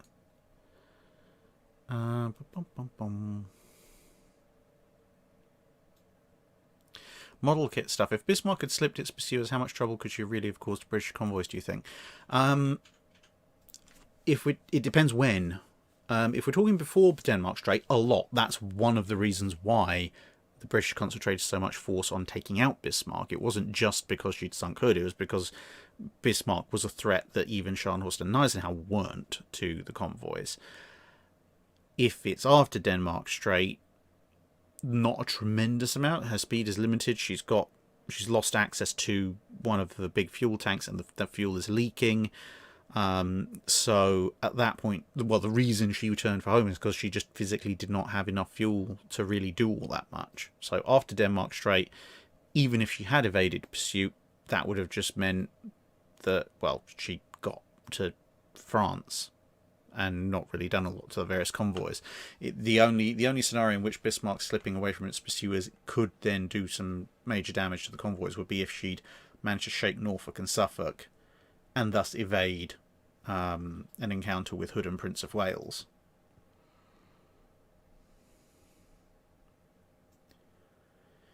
Ian Wookie Winter, do you think if they had built a few Malta-class carriers, how long do you think they would have served? Long time. Because you look at the post-war British carrier fleet, you've got some of the armoured carriers. In fact, well, almost all of the armoured carriers are around for 10-15 years afterwards, albeit most of them have moved into training roles. They try and rebuild Victorious. That doesn't go particularly well. You've got a mixture of the Colossus and Majestic class, the light fleet carriers that weren't really designed to last more than a couple of years, and some of them end up being some of the longest serving carriers in history. You've then got the slightly beefed up ones like the Centaurs. You've got the Audacious. So you've got this whole mixed grab bag of different carriers lasting different amounts of time, being a bit difficult because, you know, lots of different designs, slightly different equipment, etc. I think if they'd built 3 or 4 of the Maltas, that probably would have allowed the Royal Navy to draw a line under a lot of these different and older carriers and just gone, no, either training ships, scrapyard, or sold or given away, and consolidate the fleet around maybe the Maltas and the Audaciouses, which would have allowed them to then, the commonality of parts, sheer size, more adaptable, probably would have allowed them to stay in service a lot longer. I mean, you look at how long Ark Royal lasted. I mean, okay, she was a little bit beaten up by the end, but Ark Royal lasted well into the 70s, so the Maltas, as long as the funding was kept up to maintain them and modernise them, the Maltas could have served almost as long, if not as long as the Midways. I mean, there's no particular reason the Maltas couldn't have lasted as long as the Midways did, except for, you know, the British government deciding it doesn't want to spend any money on the Navy. Perennial issue in the latter part of the 20th century.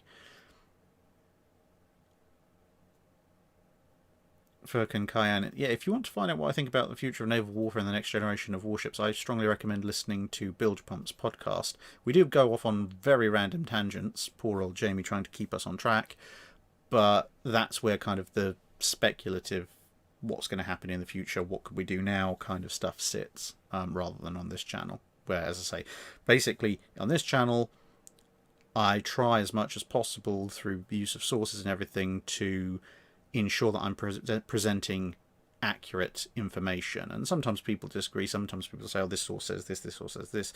But basically, the way I draw the line is that on this channel, if someone says, I disagree with this or I think you've got this wrong, I can at least point to the source that I used and say, this source says this, I think this source is pretty reliable. Do you have an equally authoritative or better source that says differently? And if so, let's discuss the merits of these two sources. As opposed to post-1950, I can't really do that a lot of the time because, well, one, I don't know anywhere near as much, and two, you know, as I've said before, classification, politics, etc., etc. Whereas on Bilge Pumps, because it's a separate thing to the channel, and kind of the point of it is to mix and match historical stuff with modern stuff, I can speculate, give my opinion, etc., and people understand that this is, you know, this is my opinion. This isn't me saying this is definitive. This is just what I think. And you know, feel free to disagree because I may be completely wrong when it comes to that. Because I can't point to a source and say, well, I think this is going to be the future of naval warfare because X said this, because you know, it's the future. They don't know much more than they're not going to necessarily get it any more right than I am, whoever they are.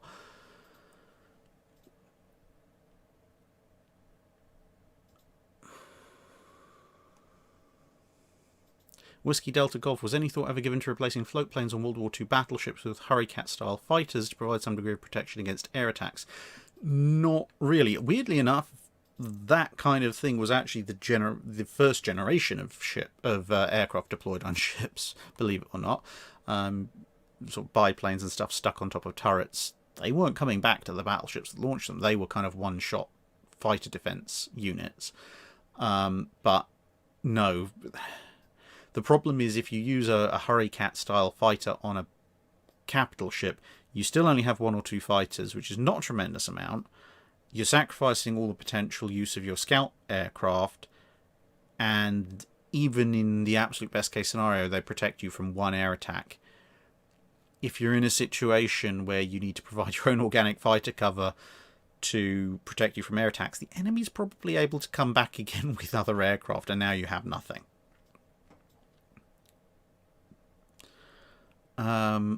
Talkie Walkie Meat Meat. Would the interiors of World War I ships have been noticeably old-fashioned by World War II, or roughly the same? From a general perspective of the crew, roughly the same.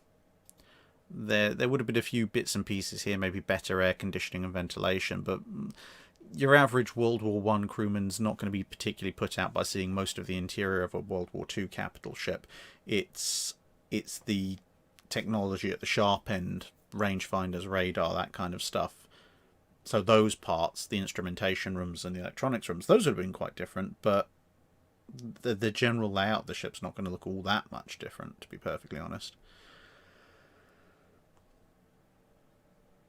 Glindy, do projectiles fly straight until gravity has more force over velocity? No, they're in a continuous ballistic arc. It's just that initially the drop is not that much, relatively speaking. Because the thing is, the gravity will be dragging the shell down consistently all the time. It's just that when you fire the shell first, it's going up, so there is a force counteracting the gravity. So it's not so much falling as it is not rising as on a perfectly straight line. So if you draw a line from the gun as you fire and it's going up like that, the shell is not going to do that. The shell is going to be sort of following a gently curving arc as gravity pulls it down. And then obviously once you get to the apogee and the shell starts falling, now, well, it's falling, but gravity is actually speeding the shell back up again compared to, relatively speaking, in terms of overall velocity compared to what it was right at the top. It might be overall slowing down because, you know, its energy is running out because of air resistance, but gravity will be adding a little bit to that. So there's not a linear drop off of energy either, but that's a very long and complicated way. I realise we're just saying no, it follows an arc. Carl Hardman, where can I buy the picture behind you? As I said, the subscriber who sent it to me would know. I would be able to tell you that, except I can't. You probably don't want me to just go off for 5 minutes searching through emails to find out. And in fact, I don't actually know if he said where it came from. He just said it. Here, have this, and I'm like, oh, thank you. But yes, if the person who did send this to me knows where they got it from, feel free to either if you don't want to be sort of known, send me an email or a Discord message, and I'll try and remember to tell everyone next time, or just post in chat if you want to.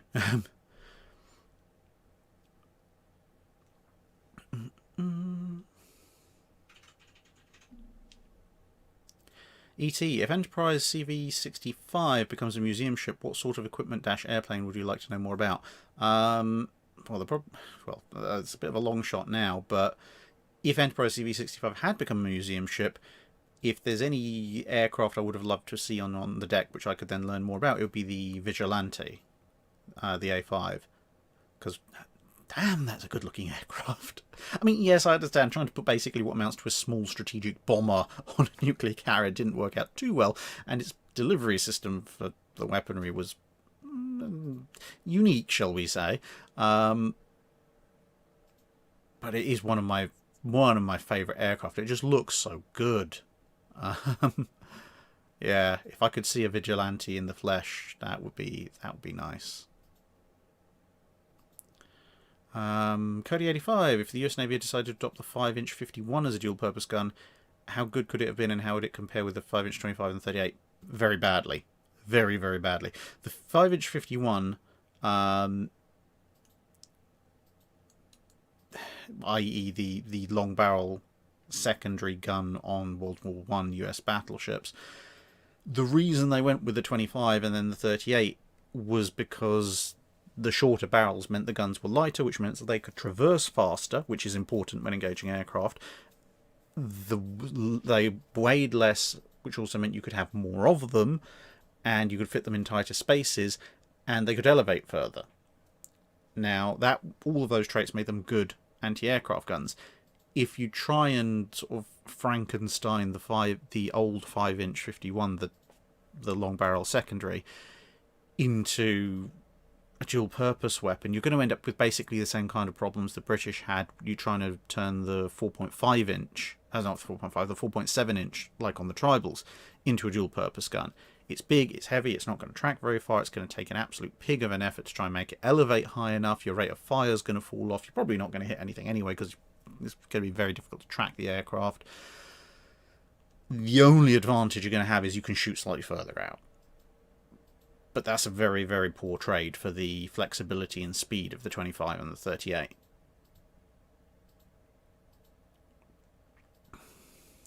Master Veggie, how were turbines in battleships, carriers and large cruisers overhauled? You mentioned destroyers are easy to open up, so how did large ships compare? A lot of the time ships would have hatches that would allow them to lift some parts of, or machinery broken down into parts out of the ship for inspection and overhaul, but it generally was a very, very complicated thing to do. So individual sections, turbine blades, etc., that could be dropped in and out and sort of done in place, and then the ease of doing that would depend basically on the machinery layout. If they'd been laid out quite sensibly with access spaces and everything, it could be quite easy to do, but exactly the same machinery laid out in a very cramped space with lots of other stuff overlying it, might be very, very difficult to operate on. Which is why a lot of the time when you're talking about proper overhauls or replacement of machinery, it tends to happen when a ship's being modernised, because at that point they're basically stripping the ship almost down, not quite, but almost down to the bare hull, and effectively rebuilding it again. So getting access to the big machinery elements and hauling them out and slapping in new ones is a lot easier at that point. Smiling Nid, favourite Primarch model released so far by Games Workshop or Forge World?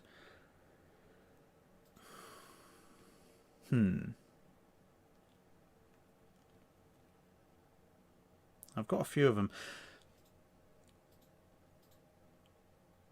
I'm gonna have... Oh,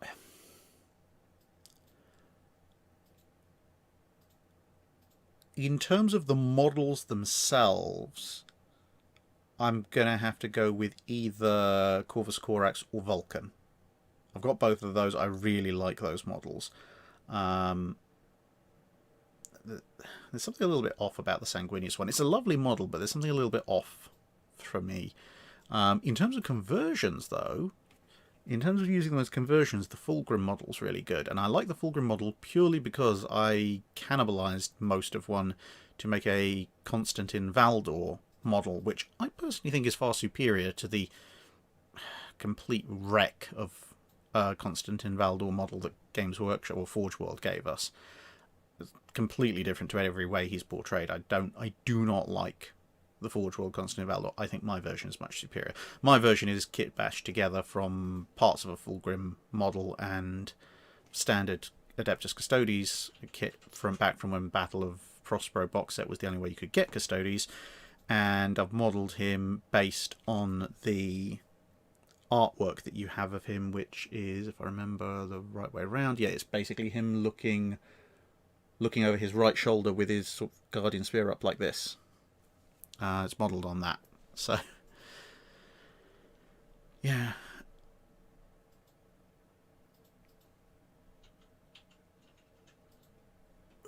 Now I have to scroll back again. There's another jump, sorry.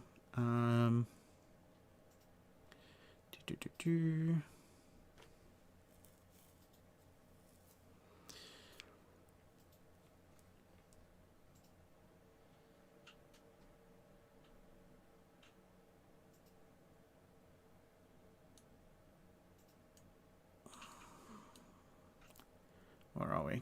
Okay, right, here we go. Christopher Abernathy, favourite armoured cruiser.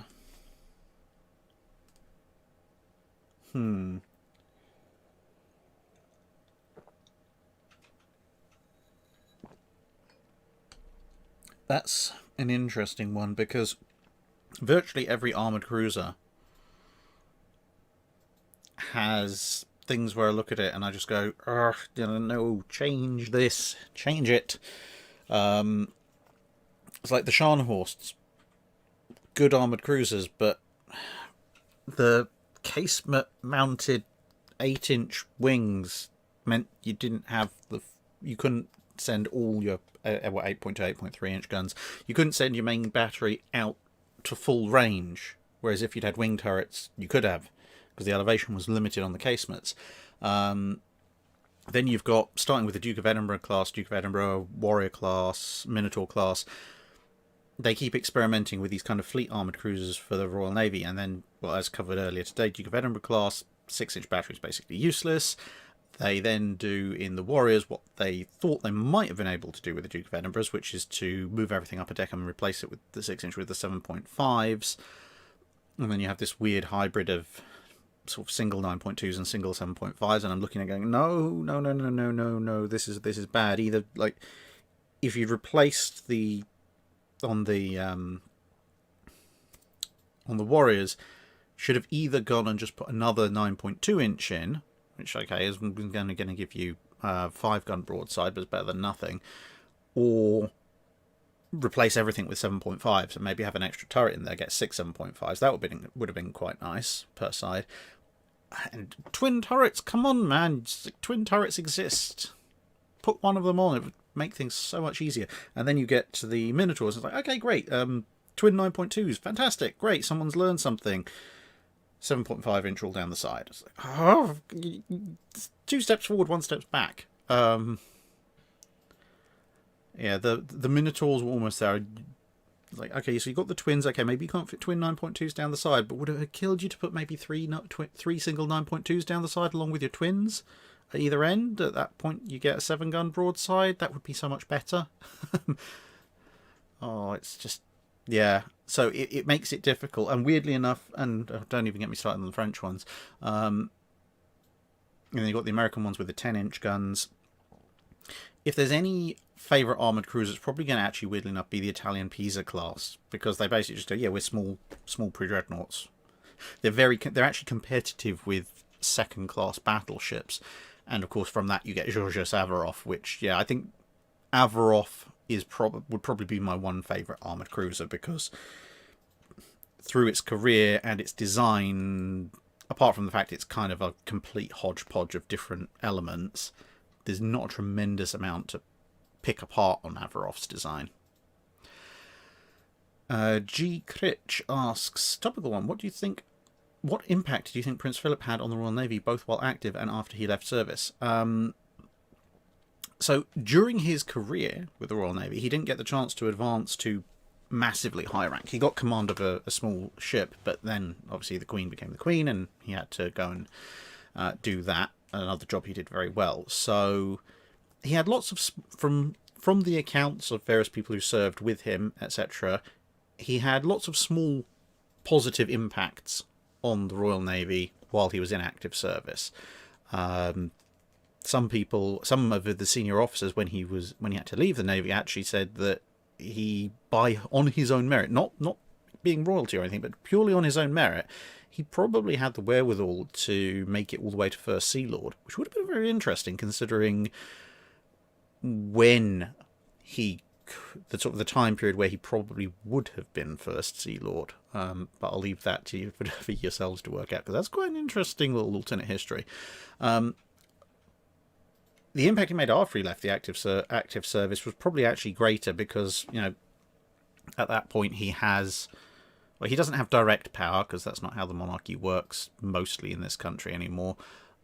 But the number of institutions and activities and everything, the morale boosting he did when he visited, because when he went and visited, a lot of the time, see, he really didn't like ceremony. A lot of the time, okay, if you forced him to sit down and have dinner with the senior officers, he'd have to, because, you know, that's what he had to do. But a lot of the time, from what I've gathered, a lot of the visits that he did to various Royal Marines, Royal Navy, etc., he'd just vanish off and go and talk with the regulars and leave the officers, go, we've lost Prince Philip, where's he gone? How my career is over, and find him like sitting on a Bergen or something, nattering away with the enlisted. So like that probably had a very positive impact, because he could do it as much as he liked within reason.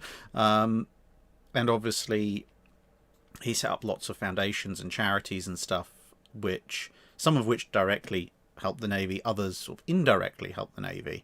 So obviously things like the Duke of Edinburgh Award, it helps people in a way that probably encourages a lot of people to think seriously about a naval career. And also, to be perfectly fair, he was in naval service for just over a decade. He was out of direct naval service, but serving the country and the Queen for, good Lord, longer than my parents have been alive. So, yeah, if by nothing else, just by sheer duration, the amount of good he did for the Royal Navy after he left would be so much larger. You can probably tell where my eventual video on his naval career is going to go. It's my one, of all the people that have left us now that I never got a chance to meet, Prince Philip so far is the only one I really regret not having a chance to meet. I would really have liked to have met him and talked to him about his naval service. And hopefully, I think it would have been a little bit more interesting for him than the usual questions people tended to ask him. Oh dear. It does remind me of my grandfather a lot. He's still around, to be fair. They have a very similar outlook on life. Anyway.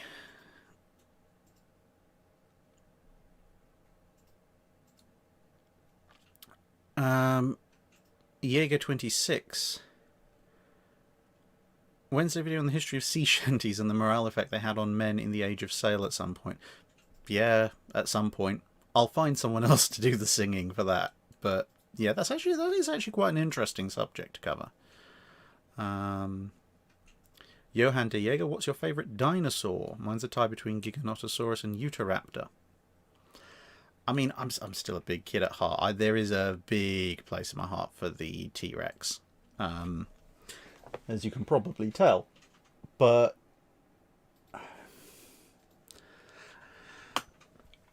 actually, to be honest, the top place in my heart in terms of dinosaurs is something that really hasn't left me since I was a kid. You know, it's one of those things.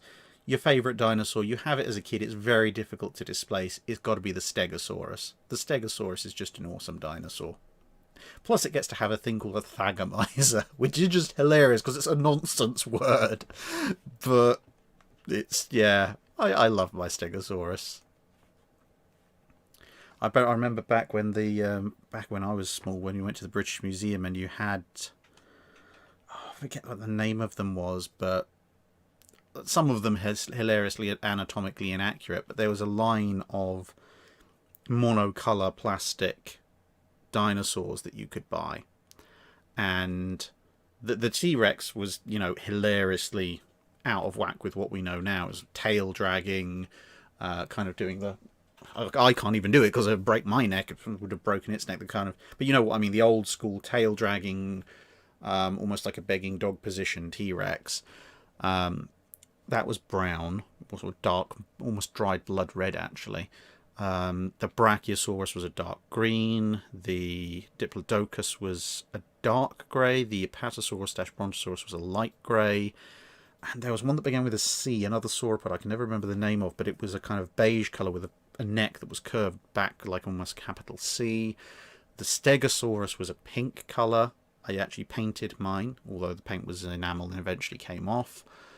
I think the Plesiosaur was a nice dark blue. The Mosasaur was a pale, almost very pale green. The Ichthyosaur was, I think, a dark grey. Oh, how many others were there? There were a bunch more. There was the Mammoth that was brown. The Glyptodont was a kind of a dark pink. The little, basically, well, little in terms of dinosaur times. So it was the big armadillo kind of thing. That was great. There was a really dark brown, like dark chocolate colour little dinosaur about this long. I forget what the name was, but it had a ridged back.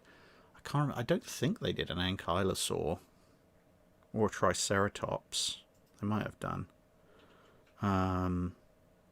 But yeah, I loved those. Back in the day where they weren't quite as concerned with health and safety when it came to manufacturing toys. And I say that because I'm the oldest of three brothers, grew up in a house full of boys, and inevitably if you give them a bunch of fairly heavyweight plastic toys, they are going to find ways of turning them into weapons. So for the record, the Ichthyosaur is a very good stabbing implement. The T-Rex with the ridged back that it had is a very good slashing instrument, almost like sawtooth edge. The Diplodocus wasn't so good because its tail was very long and thin and viable to snapping. The Brachiosaur made an excellent bludgeoning weapon, and its tail was thick enough. It was kind of good as a stabbing weapon, but it was quite heavy for a small kid, so you couldn't do much of that. The sea-neck shaped beige one, again, the tail was relatively good, but the neck was a little bit vulnerable, although flipping it upside down, you did kind of think you were holding some kind of weird dinosaur ray gun. The Mosasaur was surprisingly dangerous, but actually to yourself, because the flippers were actually almost razor-edged, which was slightly worrying. The Plesiosaur you had to be careful with, because again, thin neck. The Stegosaur plates were a little bit too thin to really be using as a knuckle duster, although that little dark chocolate brown one was also one of those things very rough.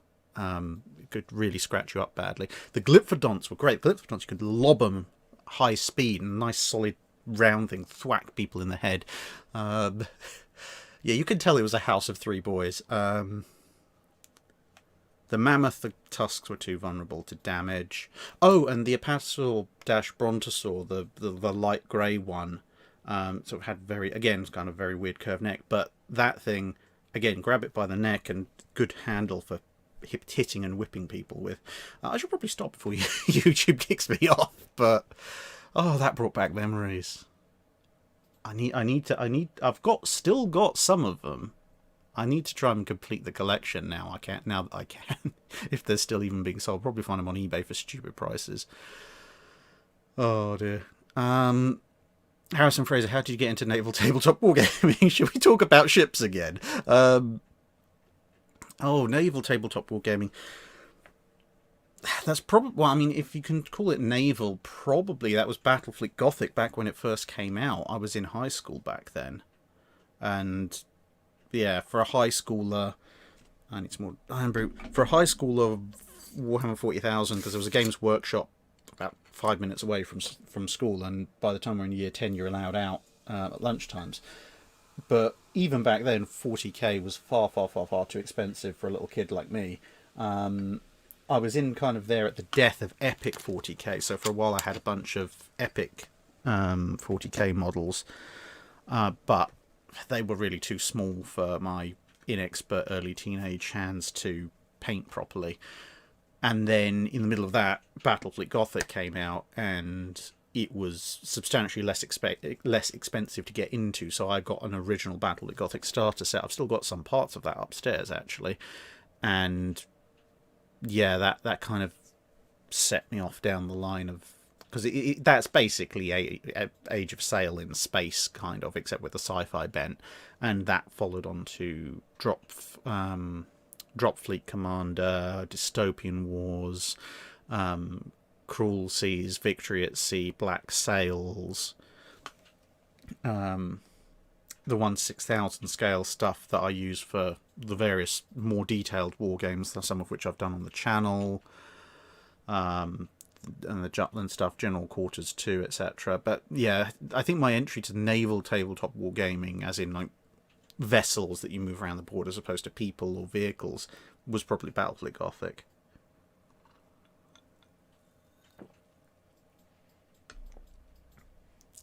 Yeah, because back then I wasn't putting together masts and yachts. Scott Jacobs, any further plans to cook for the channel? Possibly. It depends if I can find a subject that's interesting enough for it. As I said at the time, when I did the 18th century naval cooking, the reason I chose that was because the 19th and 20th century stuff, they had cans, they had refrigeration. So preparing that stuff, it's not a million miles removed from stuff that you might eat anyway. Whereas the 18th century stuff, because they didn't have those kind of things, but they had to keep for a while, everything was a little bit more removed, so it was a little bit more interesting. I may at some point go back and revisit, because a lot of people seem to ask for that, the things like French, Dutch, Russian, Danish, Scandinavian, Spanish rations, and where they might vary from what the British were given. But that'll be somewhat further down the line. I can cook reasonably well. It just turns out I'm absolutely useless when it comes to cooking on camera.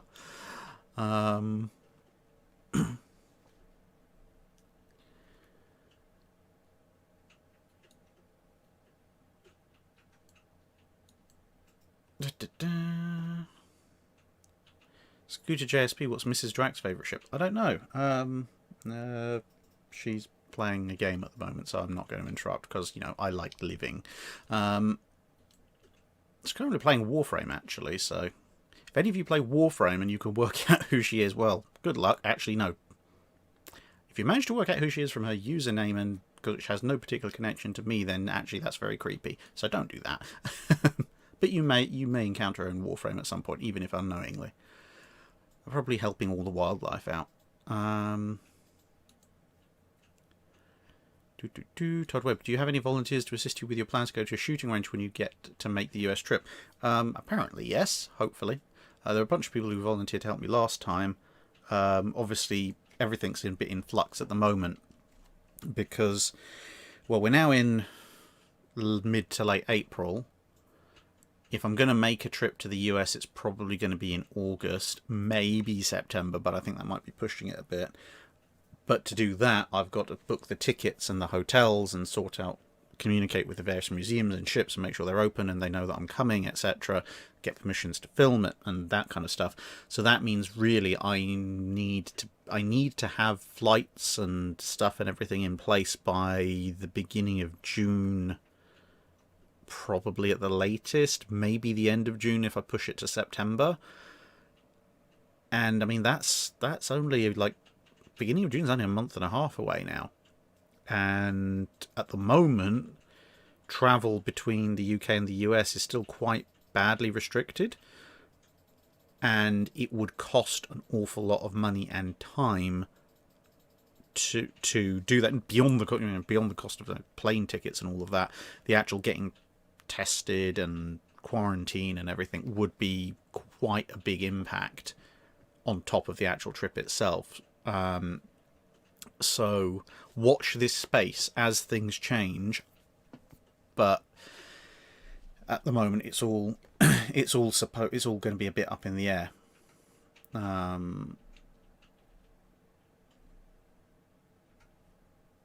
But I'd really like to come and do the trip.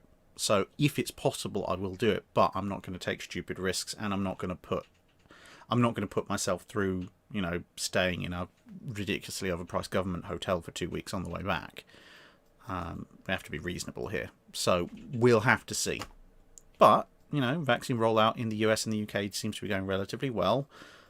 Things are opening up, so hopefully, you never know. Thomas Hogarth, what do you think how would the Battle of Jutland have gone if BT had a good signals officer and Jellicoe received proper information from Room 40 and BT? So there's three elements to it. If BT had had a good signals officer, the run to the south would have been very different. Whether or not Indefatigable and Queen Mary would have exploded is going to be... That's always going to be a point of contention. But if he'd had decent enough signals and all the signals have been relayed and executed properly, he would have had 5th Battle Squadron with him from the beginning. So he would have outnumbered them, the 1st Scouting Group, 2-1, and 4 Queen Elizabeth class battleships. We know what they did to the 1st Scouting Group in the short amount of time they had to engage them, and if they've got the time to engage them from the start, the run to the south is going to be completely different. Also, not throwing Warspite and Malaya, Barham and Valiant into the arms of the High Seas Fleet, again, if the signalling officer's halfway decent. So the run to the south overall would have gone a lot better. If Jellicoe's got a bit more information, he could have had the fleet in its proper crossing the T manoeuvre and formation tightened up, more similar to what he had for the second encounter. So he would have done a bit more damage to the Germans there. 3rd Battle Cruiser Squadron would probably be in its correct place, so maybe Invincible wouldn't have been lost, but again, that's a little bit up in the air for that. If he got proper information from Room 40, then he would have been in the right place the following day, and that's the biggest departure, because BT having good signals means less damage and less lost British ships and more damage, potentially more lost German ships, but that's all to do with the battle cruisers. It doesn't actually affect the main battle fleet in and of itself. More signals information back to Jellicoe possibly means more damaged German capital units, but the biggest change would be Room 40 and the Grand Fleet waiting for the High Seas Fleet the next day.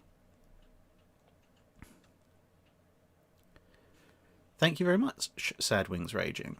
That's very, very, very nice of you. Simmy Sims, yes, you've got a drone plane and a chopper. I used to fly it, still flying RC planes. Yeah, I had a remote control Spitfire at one point, and then I wing stalled it into the ground. That was an expensive day.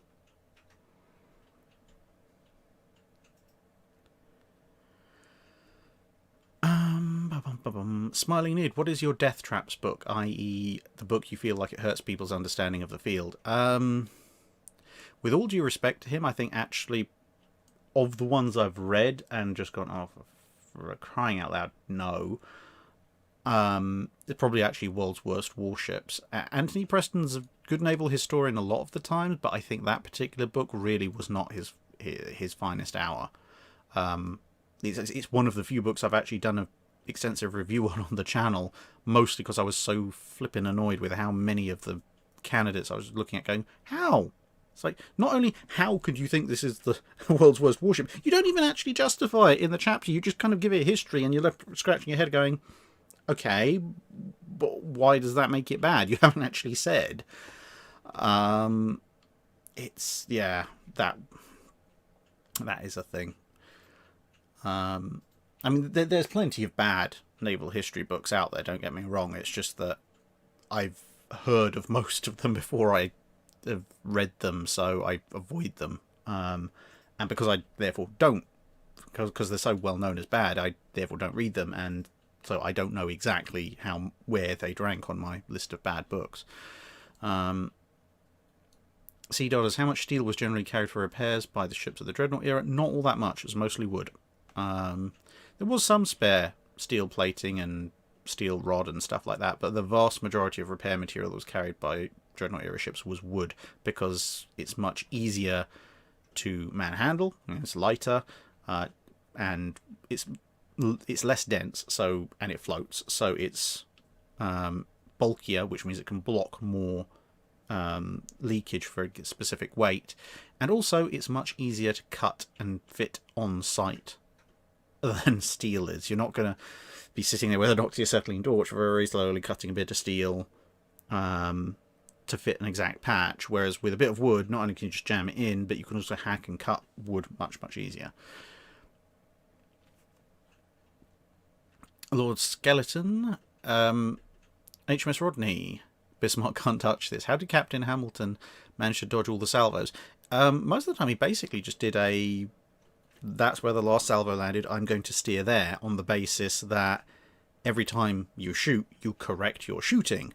So if you correct your shooting, you are going to re-aim your guns to a different point. So if you're at the point where the last salvo landed, almost by definition, that's the one place the next salvo isn't going to land. Some of them came very close, but it did seem to work. Dalrymple Hamilton was an excellent captain. Crowbert 79. Yeah, I also have a like 4-foot high trebuchet I built. It's in the garage at the moment. That comes out for medieval reenactment events sometimes, if there's a clear enough range. I mean, it only throws tennis balls, but still health and safety apparently.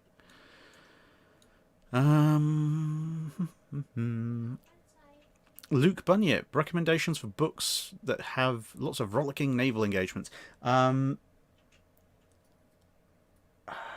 Against the Odds, the one I've done a couple of readings for, is very good for that, because, well, it's battles that are against the odds, so they're always very nice and exciting. That's a very good one that I have read quite extensively. Just looking at the shelf to see if I can spot any others. But there's another one which its title is half hidden from me. I think it's Big Gun Clash or something like that. That's a pretty good one as well. But yeah, I'd definitely start with Against the Odds, because the last stands and the vastly outnumbered, they're always the really exciting engagements.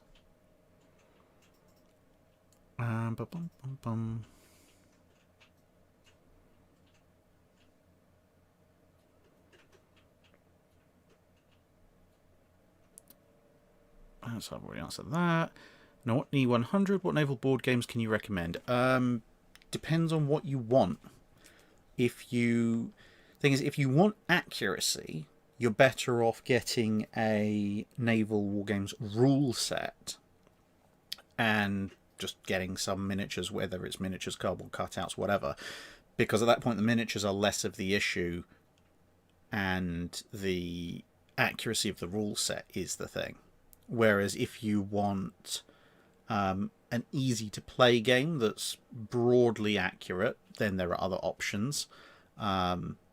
If you want miniatures that look really good, you're mostly concerned about having a really nice-looking fleet that you happen to also be able to play games with.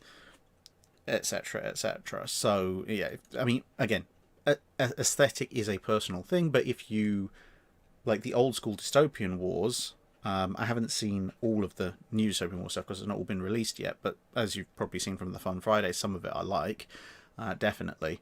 But yeah, definitely the dystopian wars I like the aesthetic of. I collect it. I like playing the game, but I collect it, to be honest, more because I really love the miniatures than anything else. Battlefleet Gothic, to be honest, is a kind of the same, although the paint versus play part of Battlefleet Gothic is probably a bit more even. Playing Victory at Sea and Black Sails is I do quite like those as a Warlord Games stuff. And then, as I say, if you want the accuracy, I like modifying General Quarters and General Quarters too. So that would be my gamut range for naval board games in terms of, you know, full-on fleet actions. There's other stuff like the British versus Pirates board game that I also did way back on the channel. That's quite fun as well, but then that's getting more into a board game as opposed to naval wargaming.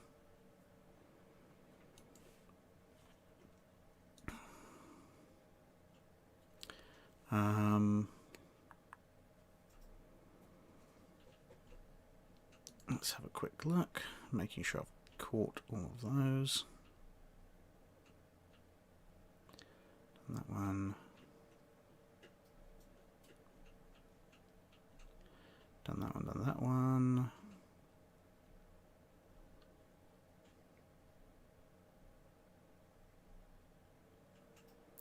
Paravane's question, done that. Okay, here we go. Let's catch up with a few of these. Johann de Jaeger, are you planning on doing a video on shipboard float planes and their applications? Yes, that is definitely on the list. Aircraft aboard non-carrier ships is actually a very important field of naval history and something that will have its own video at some point. I expect a lot of arguments in the chat about where the best place to put a float plane was, amidships hangar, aft hangar, or whatever. But yes, there will be a video on that at some point down the line. Todd Webb, Tillman, Pennsylvania and Oregon with full upgrades to Tillman and Schleswig-Holstein style upgrades to Oregon versus the Japanese Samar battleships. Okay, Oregon is in a lot of trouble because even with Schleswig-Holstein style upgrades, she's still only a pre-dreadnought and a fairly old one at that. So slow, holding up the rest of the battle line. So she's not going to last very long. Pennsylvania can throw down with either of the Congos pretty well. She's one of the less upgraded US standards, so whether or not she can throw down with Nagato, yeah. The Tillman, it depends which Tillman. It could be Tillman 1, could be Tillman 4-2. If we assume one of the more reasonable Tillmans with full modernization, again, it's still quite slow, but possibly even something like the more reasonable South Dakota on steroids Tillman would probably still be able to throw down with Yamato to a reasonable degree, except for the armor. The armor on a lot of the Tillmans wasn't brilliant. Some of them had some pretty nice armor, but quite a number of them still had the kind of 13.5 inch armor of the standards, which wouldn't have done it too well against the Yamato. I mean, 4-2 obviously is just like guns everywhere. That's 4-2 can probably like aft guns you hit that engage those targets, 4 guns you engage those targets, and so on and so forth. Lost Muffin Man, in the Age of Sail, how common was it for ships to crest the horizon at their desired port compared to some distance to one side and then sailing up the coast? Quite often. I mean, most of the time they would arrive off the coast. It depends how busy the port is and where the port is, because I mean, you're not going to just show up off of Portsmouth. The English Channel's too narrow for that. You're going to end up following the coast. On some, I mean, even something like, I mean, Liverpool's not a massive port during the Age of Sail for the most part, but something like Bristol, you've got to go up the Bristol Channel. Yeah, a lot of these ports, you end up going up a channel or up some kind of confined waters before you get to them anyway. So that kind of narrows your field. And also, if it's a very busy port, you can usually just sort of see the ships coming and going and take bearings and stuff like that. And navigation, people were fairly good at navigation at some points. But if you're talking about maybe something in the Bay of Biscay, maybe the Portuguese or Spanish Atlantic coast ports, something like that, or yeah, I guess maybe even some of the US East Coast ports, where you could conceivably just sail straight at the landmass, and then have to sail up the coast. Again, it would be, if it's a popular port, you would probably be looking for ships coming and going, and it also depends on how you're sailing, how exactly you're sailing, because if you're sailing for a target that is directly to the east or directly to the west, getting your latitude fairly accurate is actually not that difficult in the age of sail if you've got a decent navigator. So for those kind of things, you'd actually be, I'd say, fairly reliable to show up at roughly where you want it to be. If you're sailing north or south, the longitude issue, because that's just a sort of side-to-side motion, that's going to be more of a problem. So if, say, you were sailing from somewhere on the US East Coast south to the Caribbean or the northern coast of South America, something like that, there you'd probably be you'd run into a little bit more difficulty, at least until the longitude issue was solved. Raymond Leone, Deutschland Panzerschiff versus HMS Invincible. That's quite a fun one, actually. The Panzerschiff technically has a slight speed advantage. They've got the same number of guns, and to be honest, Deutschland's guns are not that much more improved over the 11-inch guns of the Germans in World War One. Neither side has the armour to defend against the other particularly. Invincible's got a slightly better chance because the German guns are 11-inch guns, and Invincible has slightly thicker armour overall than Deutschland, but not a massive amount. It's going to come down to, I think, is Invincible upgraded? If Invincible's been modernised so it's got similar levels of fire control, etc., it's just a physically larger ship with slightly better protection and slightly heavier guns. So modernised, otherwise equal technology, Invincible has an edge. Whereas if you're just plucking it out of the First World War, then the Panzerschiff is going to have an edge from a slight speed advantage and much better fire control.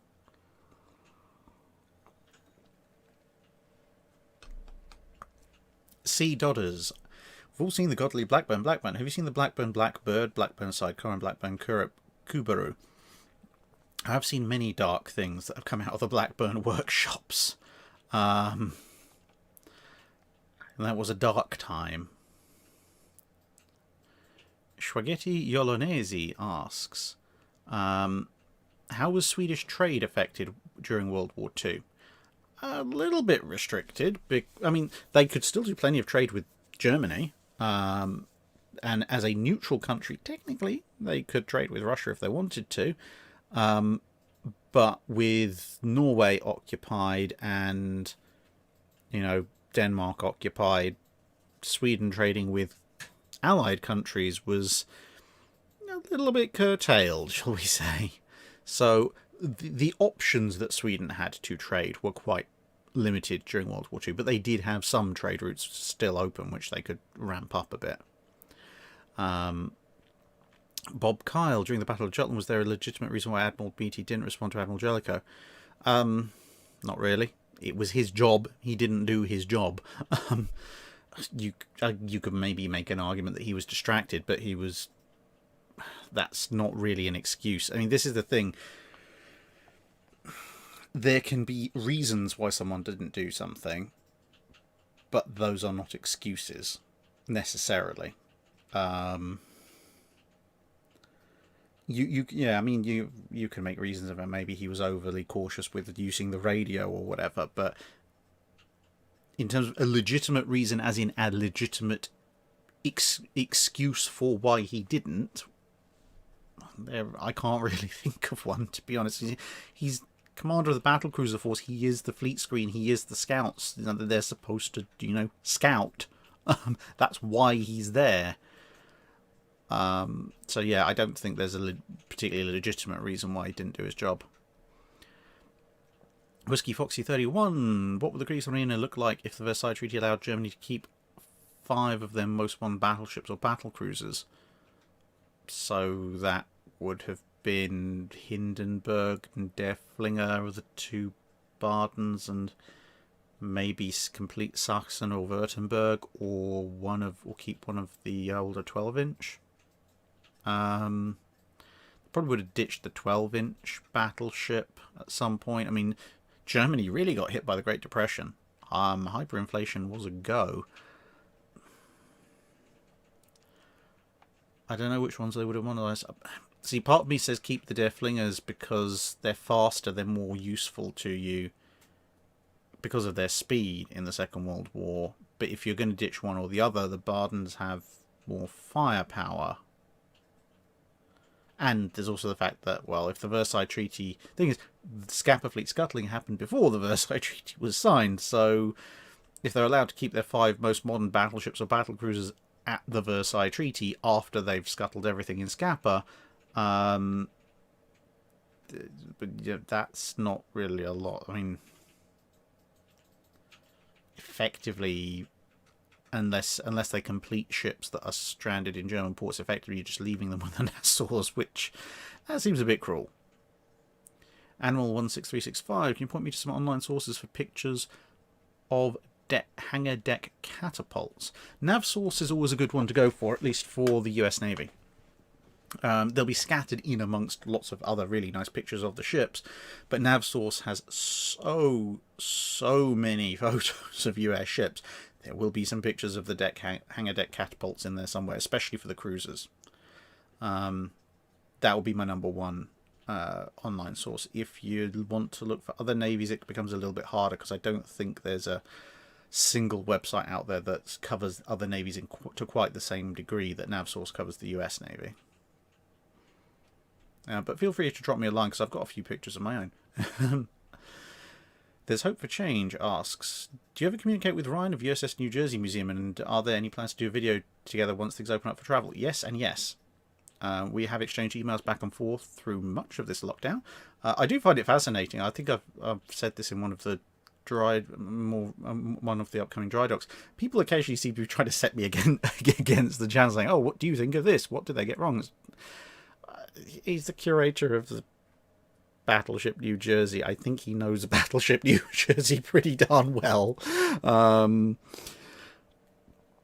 But yes, we do talk, we do communicate. He does a very good channel, and yes, I mean, I was planning to visit New Jersey anyway, even before everything got cancelled last year, and now with the relationship I built up with him over email, I am definitely going. I'm probably going to extend my stay on New Jersey. I will be there for maybe 2 days instead of the 1 I was originally planning.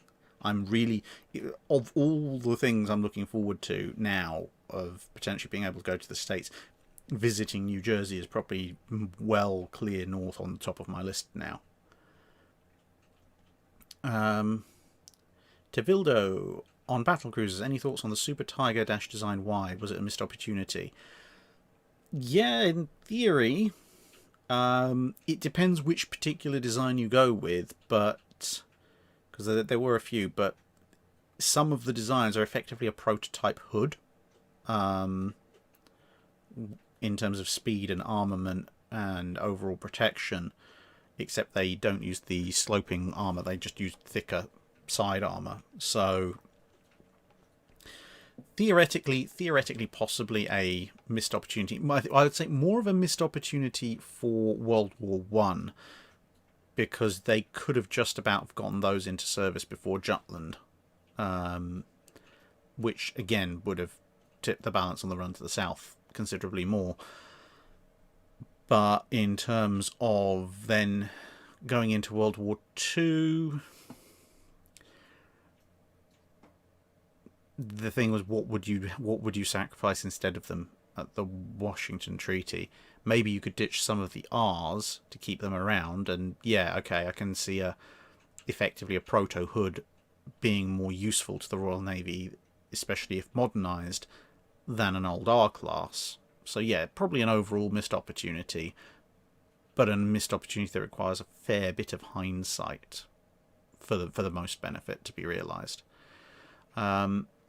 Christian Slot Hulk, which Royal Navy in 1939 would be the most scary? One that had 20-something Queen Elizabeths, or a Royal Navy that had considered the G3 second or third line ships?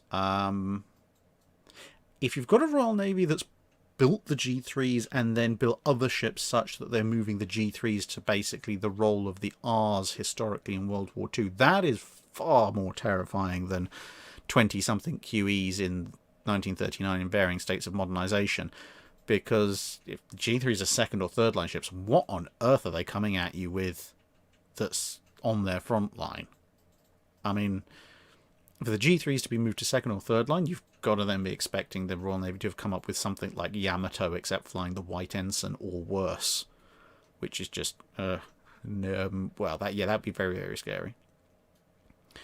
Hedge 1011, more dangerous, Kamchatka in your fleet or Vogon poetry?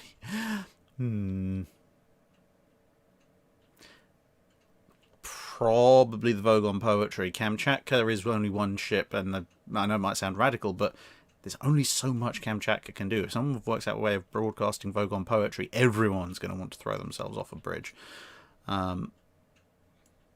Cyber Badger, was the Battle of Hampton Roads not as important as it is portrayed in typical histories, that in fact serious ironclad development occurred approximately 10-15 years before? Now, Battle of the Hampton Roads is important in a number of ways. It's the first confrontation between ironclads, so it does kind of both validate and invalidate a number of theories that people had on how ironclad warfare could progress in terms of, you know, how they shoot at each other, albeit with, you know, limitations due to the design and armament of the two ships. It also showed the viability of effectively the floating battery monitor types, which were something of a, not a complete radical departure from previous ironclad designs, because you had things like the Etna class floating batteries that were used in the Crimean War, but most other iron warships that were being built were ocean-going stuff, that kind of stuff. Then,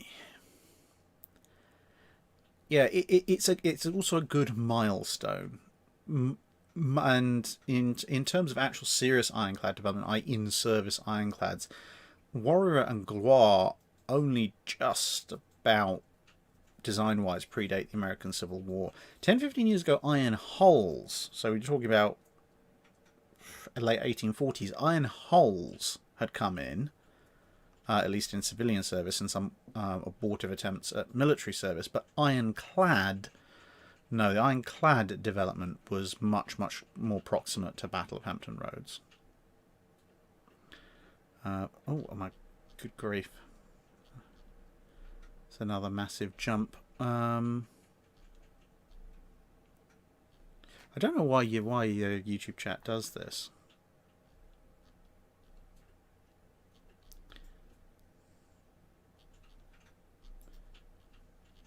Okay, that's happened.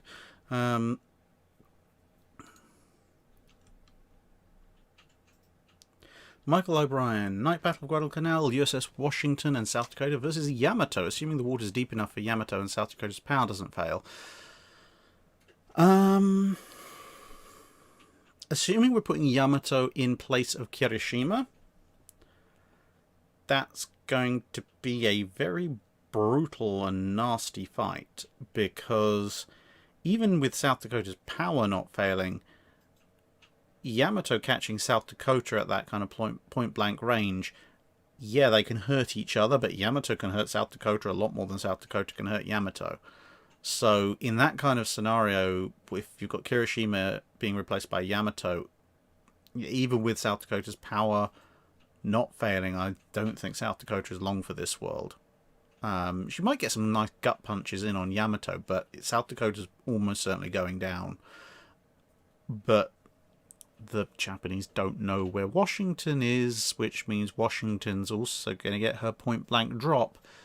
And with Admiral Lee in charge and her excellent gunnery, especially if South Dakota's managed to get a few hits in before she's crippled or sunk, Washington can quite convincingly work over and, if not finish, Yamato before they realise what's happening.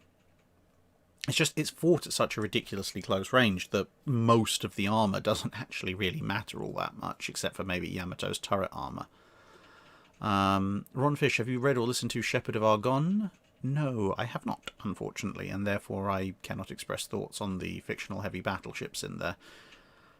It's unfortunately, sorry about that. Sean King 59. Last time you said Japanese-German fleet versus American fleet is mostly one-sided. So what if we have all Axis ships in World War II versus all American ships in World War II? No aircraft carriers and submarines takes place in open waters. Who wins? So no aircraft carriers, no submarines, everything from both sides. Well, let's review. So you've got 12 Japanese battleships, including 2 Yamatos. You've got 4 German battleships, 2 Bismarcks, 2 Scharnhorst. So you're up to 16. Then you've got the Italians, which are bringing, if you include Roma, that's another 7, including the conversions. So you've got 16 plus 7, so you've got 23 capital ships, some of which are not so capable, some of which are. Every single American ship, where you've got the 15 standards, and a number of them would be modernized. Some of them, like Oklahoma and Arizona, are going to be near enough unmodernized. I mean, they were modernized somewhat modernized during the interwar period, but not too much. Then you've got the 10 fast battleships, North Carolinas, South Dakotas, and Iowa, so you've got 25. So the numerical advantage is still in the Americans' favour. And when you're looking at the modern full-scale fast capital ships, you've got 6, 7, 8 on the Axis side versus 10 on the American side, but you have the Yamatos on the Axis side. And then you look at the cruiser numbers. The thing is, okay, at that point, the Americans have a slight advantage in numbers of battleships, but at the top end, the modern battleships, the Yamatos kind of even the odds, so it could become a little bit one way or the other depending on how successful the Yamatos are. But there's still an awful lot of Fletchers and an awful lot of other US destroyers. So if it's everything, the battleship fight could go a bit one way or the other. The cruiser fight, if you're including everything, is going to be very one-sided in the Americans' favour because they built a lot of cruisers. And the destroyer fight, most of all, is going to be very one-sided with just the sheer numbers of US destroyers. Now, fair enough, with the large number of Japanese destroyers there, they could put, and cruisers, they could put the mother of all long lance salvos downrange, which would be very scary. So, but it depends on when this happens. If it's towards the end of the war, the Americans are basically kind of au fait with what the Long Lance can do, almost, as opposed to if it's somehow at the beginning of the war with ships brought back in time, then that many Long Lances could be very, very, very dangerous. But if we're talking about an end of the war period, I think it's going to be a case of massive battleship action. But regardless of which way that battleship action actually goes, inevitably you're going to have what's left of the massive US destroyer swarm and cruiser swarm just coming up to roll up the Axis battleships with torpedo strikes and mass fire. So it's a lot closer.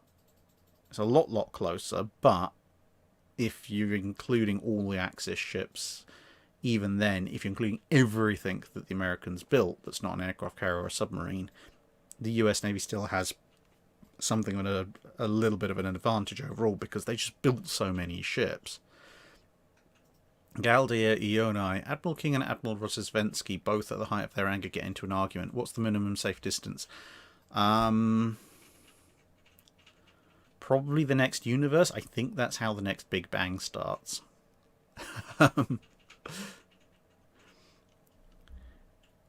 If B. Dillon, if Germany successfully executed the Schlieffen Plan in 1914 and knocked France out of the war, how do you envisage the naval war between Germany, Austria-Hungary and Great Britain would turn out? Depends what the Italians are doing. If the Italians are still turning on the Austro-Hungarians, the Italian fleet can probably, although it would be a lot more harder pressed, can probably keep the Austro-Hungarians bottled up, at which point the naval war between Germany and Great Britain probably just looks how it looked in World War One, because the French didn't do all that much in the North Sea. More worrying would be how France is knocked out of the war. If France is knocked out of the war, as in, okay, we give terms or we surrender, but borders are broadly maintained, then it pretty much settles into that. In fact, actually, without having to sustain massive armies in the field, Britain might actually restart its warship building program, because that's pretty much the only way it's going to be able to throttle Germany. So it might actually end up worse for Germany if the Italians are on board still. If the Italians aren't on board, then it changes a lot. But that might be counterbalanced by, Britain, again, not having to deploy massive field armies in Europe, and at that point having to kickstart the shipbuilding again. So you might see all the 8 Rs and then whatever was going to follow on from the Rs, because they just need capital ships all over the place. The Adriatic's probably just going to be like, you can walk from Italy to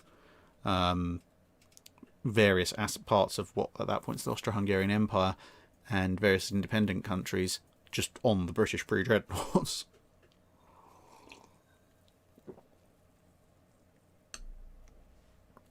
Matthias Braun, what are your thoughts about Germany's U-boat submarine force in World War II? Was it the largest in the world at some point? I'd have to look at the exact numbers. The Germans did build a lot of U-boats. The Japanese had a lot of submarines to start with as well, though. And the Americans also built a lot of submarines. I'd have to look at the exact numbers to determine if it was the largest in the world at some point. I mean, it's theoretically possible, I guess. They did build a lot, and they have an early start advantage in construction over the Americans. But I think it would depend on if you're counting midget submarines and things like that. But I don't know if it was ever the world's largest at some point, not offhand anyway, without checking the numbers.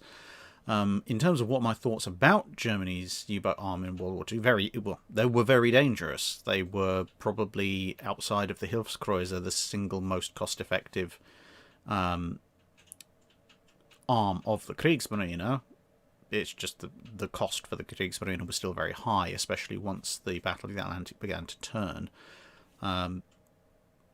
Everyone recognised the U-boat threat was massive and considerable. I mean, you look at what was Britain building in the early part of the war. They were suspending battleship building programs. Vanguard was suspended. The Lions were suspended. Even some of the cruisers were delayed. The only big ships that really weren't delayed were anti-aircraft cruisers and carriers. But they were churning out anti-sub escorts like there was no tomorrow. That gives you some idea about where the Royal Navy thought the primary danger to the country was. Code Monkey, how effective would a Fletcher class destroyer fare if it joined the High Seas Fleet during the Battle of Jutland? Also, live chat between you and New Jersey's character Ryan Zemansky would be epic. Yeah, maybe a live chat would be nice to organise. I think, well, this is the thing. If, and I hope it doesn't, but if the US trip isn't able to happen for whatever reason this year, and I hope that doesn't happen. I hope I am able to make the trip. But if I can't, then yeah, I think we'll have to explore some kind of live chat option in rather than a face-to-face or whatever. But yeah, that's one of those things. How would a Fletcher class destroyer fare if it joined the High Seas Fleet during the Battle of Jutland? Well, if we want to be absolutely rational about it, very badly, because the Germans would go, what is that? It's a destroyer, it's not one of ours, and then you basically get Black Prince again. It just gets blown out of the seas because, weird ship. If they can speak German and they identify and they actually, for whatever hand-wavy reason, join the High Seas Fleet, its main effectiveness would be using its radar to spot where the Grand Fleet is. That's not going to get Scheer to engage the Grand Fleet. It'll make Scheer just turn away and head home, because that's what his standing orders are. He's not there to fight the Grand Fleet. But it would therefore, well, it would save the Germans from the death ride of the battle cruisers. It would save them from the damage they incurred in the 2 encounters with Jellicoe. And thus the night action doesn't happen because she is already withdrawn. The Shipyard asks, good evening, hello. I have a question. Did sailing ships back in the day have rams like seen in Assassin's Creed Black Flag? Galleys did. In the Mediterranean, galleys, galleasses, and various kinds of other small ship, especially row-equipped ships, did carry rams for a considerable period of time. But your classic frigate, 4th rate, like 1st, 2nd, 3rd, 4th, 5th, 6th rate sloops, gun brigs, etc., that kind of stuff that you see in the North Sea, Baltic, and Atlantic-based navies, no, generally not. Although that said, in the Baltic, there were a number of galleys on both the Swedish and Russian sides that were still, to some extent, at various points, looking at ramming each other as an option.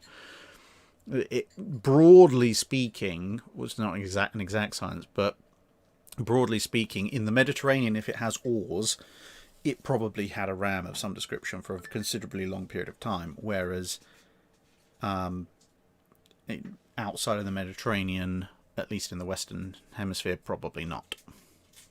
Whiskey Delta Golf. Did paddle steamers have any advantages over early screw warships? Could the early adoption of turrets have kept them viable for longer?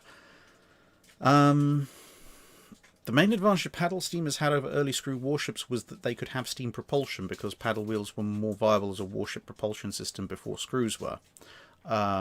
Outside of that, there wasn't a tremendous amount of advantage for them, other than possibly maneuverability, because you could put one paddle back and one paddle forward and kind of spin in place.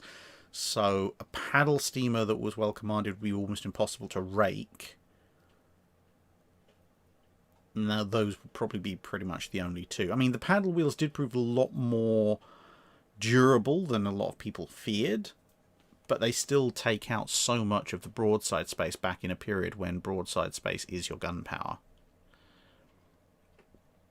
John Blankenship, video on US PT boats, maybe PT 109 special. I think I have actually covered PT 109, if I recall correctly.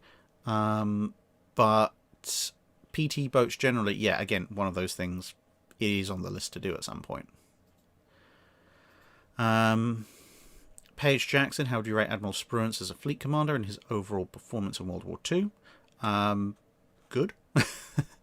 He's a pretty decent admiral. I mean, there's a reason that there's a whole class of ships named after him. Again, as with Admiral Brown, aside from a very basic overall, yeah, he's a pretty decent admiral. There's not a lot you can say in this kind of environment without massively oversimplifying or massively overlooking aspects of his command. So look out for the video on Admiral Spruance at some point this decade. Tyler Adams, how would you feel about another world tour by USS Constitution, but this time under her own sail power? I'd be worried if she's in good enough shape to do that. But I mean, if she is, then fine, go for it. Just please don't make me be on her, because well, can you imagine the amount of video backlog I'd have to build up to sail around the world on Constitution? I'd work myself literally to the bone for having to build, what, 6 month to a year backlog.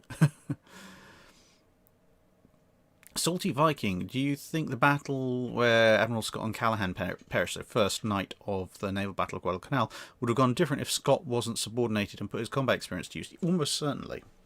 Because Scott had been through this whole scenario once before, and he had some ideas about how to do it differently. Callahan hadn't. Callahan didn't absorb as many of those ideas, and we got, the chaos that was the night action of Guadalcanal, first night. If Scott was in command, then I think overall it probably would have gone better for the Americans.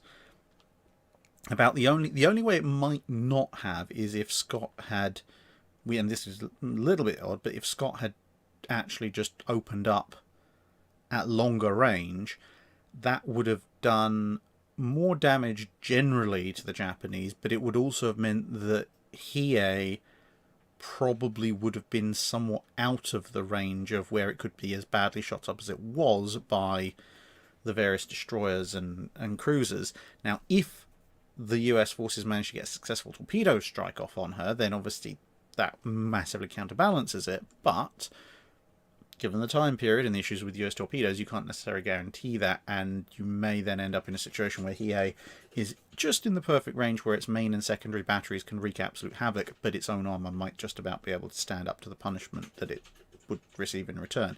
So there is a possibility it could actually go slightly worse, but broadly speaking, I would think Scott almost certainly would have done a much better job than Callahan. Sorry, I don't know what's going on with my phone. Contrarian 420, have you considered the effect of wartime propaganda stories on the historical record, like exaggerations by propaganda being taken as fact?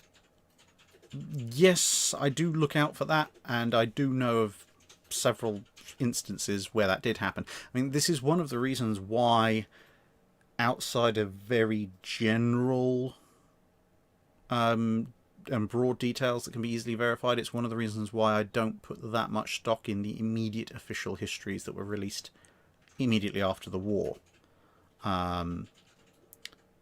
It's like, because they're still quite heavily influenced by propaganda and lack of proper information. So the broad overarching stuff they're quite useful for, the detailed not so much. And broadly, I think I do a reasonably good job of navigating that. Occasionally there might be stuff that's become so embedded it can be easy to just go along with it or be taken in by it. But I think normally, yeah, I do consider what might maybe propaganda quite significantly. I mean, it's like, for example, looking at the upcoming Battle of Tassafaronga, which is the next stage in the Guadalcanal campaign video series. The after action report for Tassafaronga, parts of it are really, really good and really worth reading and using as background information. And integrating into the video, especially when it comes to things like damage reports on the ships that were hit and how the whole thing escalated in the first place. But the actual main details of the actual engagement outside of the ships being hit, the fact that the ships were hit by torpedoes, the US ships that is, outside of that, the actual report of most of the action is completely useless as history because it's utterly wrong. To be fair, it was written in 1944 and they only had Admiral Wright's word for what had actually happened, and that was also hilariously wrong, but it is what it is. Whiskey Delta Golf, which warship's spirit animals would be dinosaurs? I think destroyers would probably have a lot of dinosaur mascots, if you like. Because destroyers tend to be very scrappy and aggressive, so, I mean, okay, yes, the Jurassic Park raptors are not exactly realistic, but there's a lot of small, vicious, predatory dinosaurs that I think destroyers would identify with quite a lot. And I think there's probably a few big sauropods that would be unfavourably compared to large ships. I mean, given the amount of flack and stick that Nelson and Rodney got, you can just about see quite easily that some of those would be given some rather unflattering comparisons. USS Grey Ghost. Where can I find the song HMS Pepperpot? Oh, that's about HMS Penelope. I think there is actually a version of it in the Imperial War Museum Book of the War at Sea, the one I was mentioning earlier. Trains King. Hello, Drac. Hello. How would a fight between the Salamis and the 814-inch gunned USS Wyoming go down? So presumably this is an alternate design for Wyoming and Salamis, the Greek battleship. Oof. That's an interesting. I think probably Salamis. Just remembering the details of Salamis off the top of my head, I think she'd have a slight performance advantage over Wyoming. And obviously this is assuming all crews and etc. being equal. Yeah, I have a feeling Salamis has a slight edge there.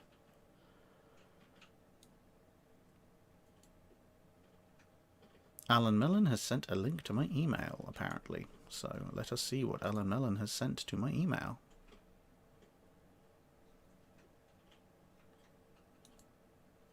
Oh, he has found a link to the picture. Right. Cool. Okay, so thank you. I shall take that. And oh, where's that? Oh, gone. Okay, I'm going to pop, for those of you who are interested in this thing, at least for those of you who are in the States, I'm going to put apparently what is the link to that particular bit of artwork in the chat. So have fun with that. Where were we? Where were we? There we go.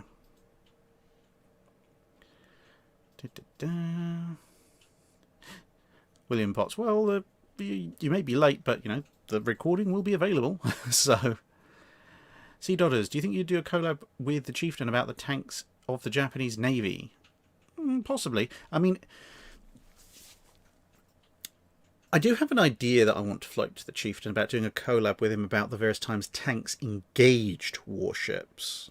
Because there were a few of those. There's just I think there were a couple of tanks around the time of the Dunkirk evacuation that took some pot shots at warships. There are definitely some engagements between some small warships and Allied tanks after the invasion of Normandy.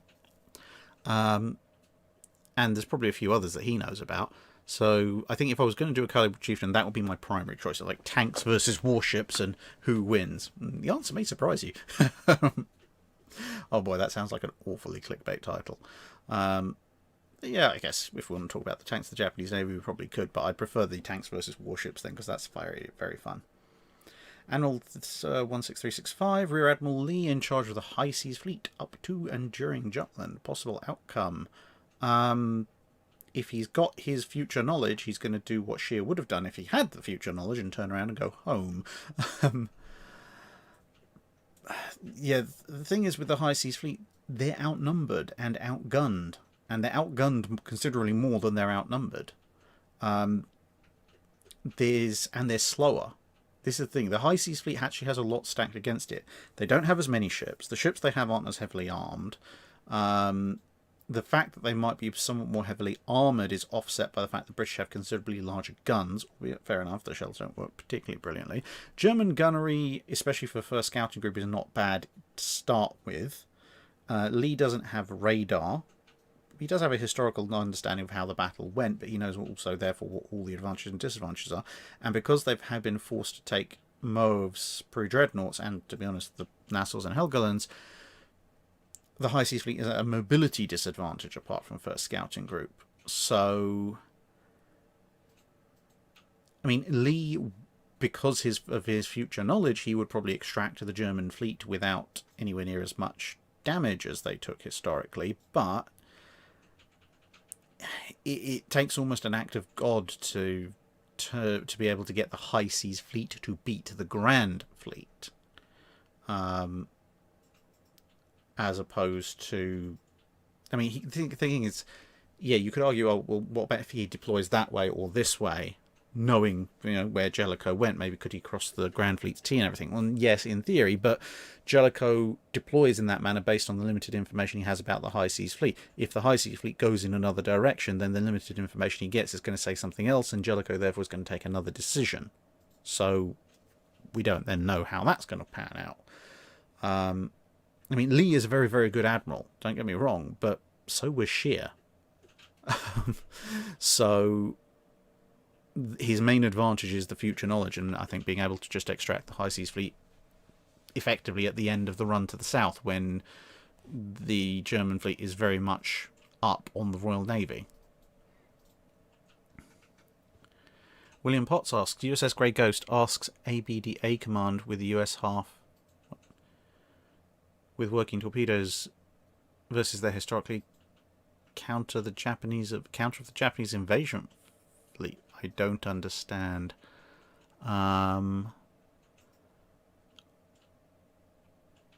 With the US,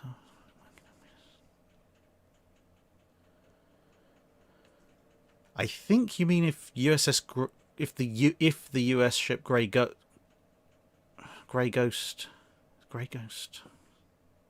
So I think that's the Essex class Lexington or Enterprise maybe, and gives the US working torpedoes versus their historic. Can they historically counter the Japanese invasion? Well, I mean, if they've got a carrier and working torpedoes, then the Battle of the Java Sea and Sunda Strait goes very much differently and very much in their favour. They can drop bombs and torpedoes basically with impunity on the Japanese because the Japanese don't have a carrier present. That would certainly change that quite considerably, especially with later war aircraft. It's not exactly like the Japanese are particularly heavily protected. David Sladke, did Iowa-class ships engage in surface battles with another ship? If you can call it battles, they shot at a few Japanese ships that were running away from them on one of the various raids. In terms of straight-up gunfight with anything that could even be close to be considered a peer opponent, no. But they did engage with other surface ships that were mostly in the process of running away as fast as they humanly could. Cody 85. Langley versus Hosho versus Argus as first commissioned. Hosho's going to win that because Langley, when it was first commissioned, was a collier and Argus was an ocean liner. So Hosho's the only one that's actually a warship at that point, so it wins. If you mean in their first carrier-based configuration, Hosho's probably still going to win because Argus and Langley are conversions. Hosho's a dedicated carrier and is going to be able to operate aircraft a lot easier and is faster.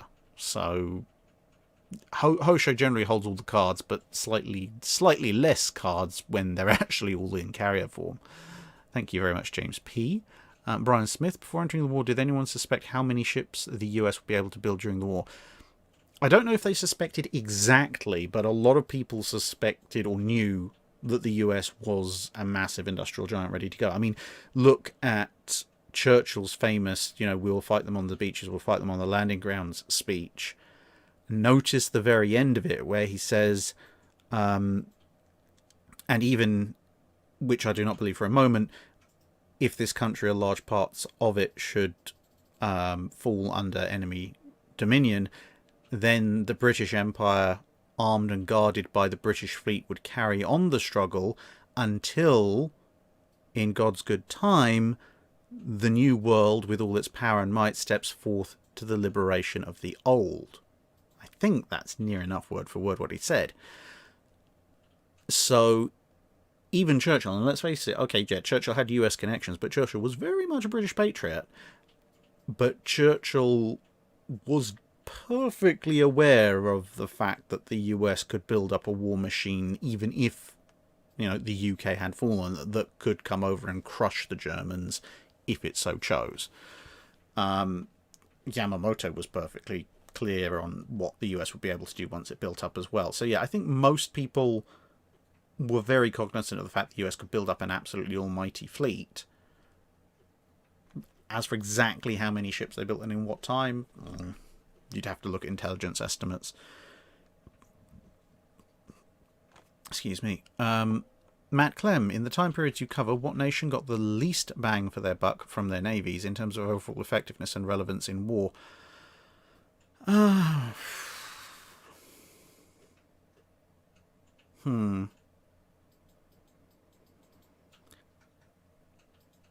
say that's probably going to be a tie between... It's probably a tie between the French and the Spanish. Overall, the Spanish in the time period we cover, what does the Spanish Navy manage to do? Lose the Spanish-American War, sits out World War I and World War II, and the España class have the dubious distinction of losing pretty much the entire class through various reasons and not doing all that much other than costing people a lot of money. And then with the French for World War I, they do get a fair amount of use out of their fleet, albeit not as much as the British and the Germans get out of theirs. But by World War II, they've built up a reasonably sized fleet. They've got the Dunkirks, they've got various heavy cruisers, some not so good as others. They've got their big destroyers. They've invested an awful lot in this new modernised fleet. And you've got the Richelieurs, of course. Richelieu, Jean Bart, and Clemenceau's under construction. They invest all this money, and then they're out of the war. So, I mean, in that kind of, yeah, that's a lot of money down the drain for most of the ships not actually doing all that much in the course of the Second World War.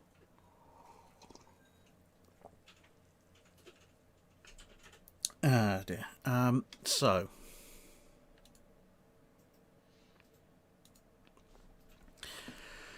Right.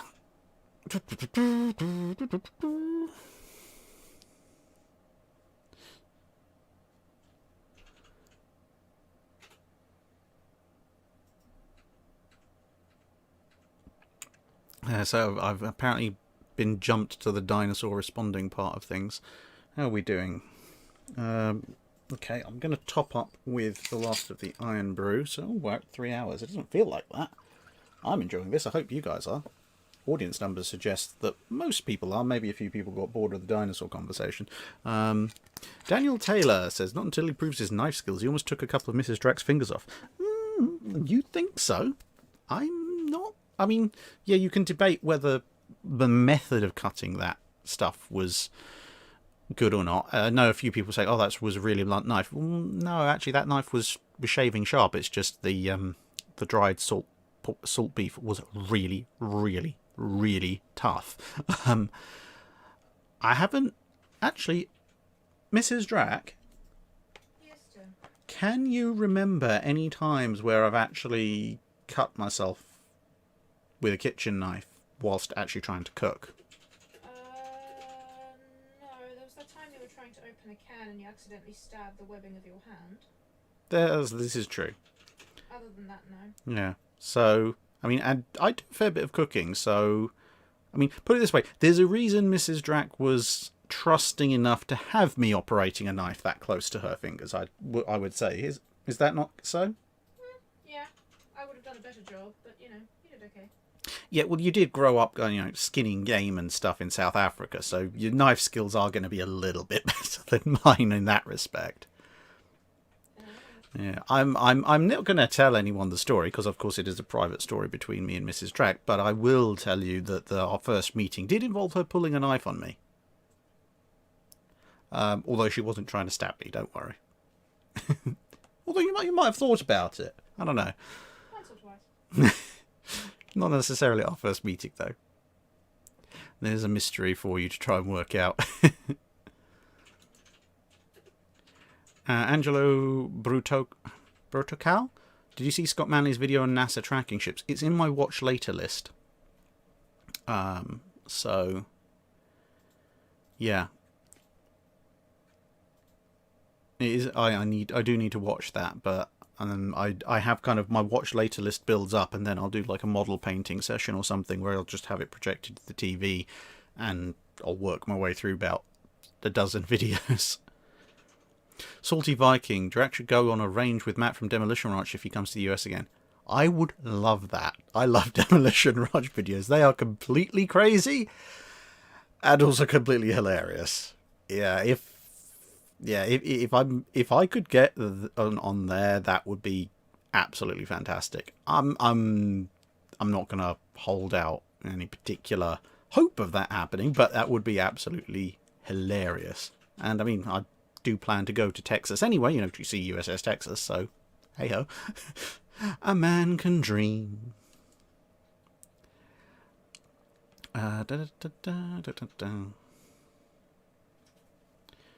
Simmy Sims, when I was a teen, we would build a small trebuchet, crossbows, and a flamethrower, plus blowing things up. Those were the days. Now neighbours will call the police. Yeah, I know. I think we were probably of the same generation where you look back and think, I'm so glad social media didn't exist at the time that I was a teenager, because, oh boy, I would have gotten in so much trouble. Aluminium fence video on USS New Jersey to prove you and Ryan aren't the same man. I wish I had a battleship to run around in. But yes, you will get that eventually, one way or the other. Dun, dun, dun, dun. Okay, and we're trying to recover the scroll again.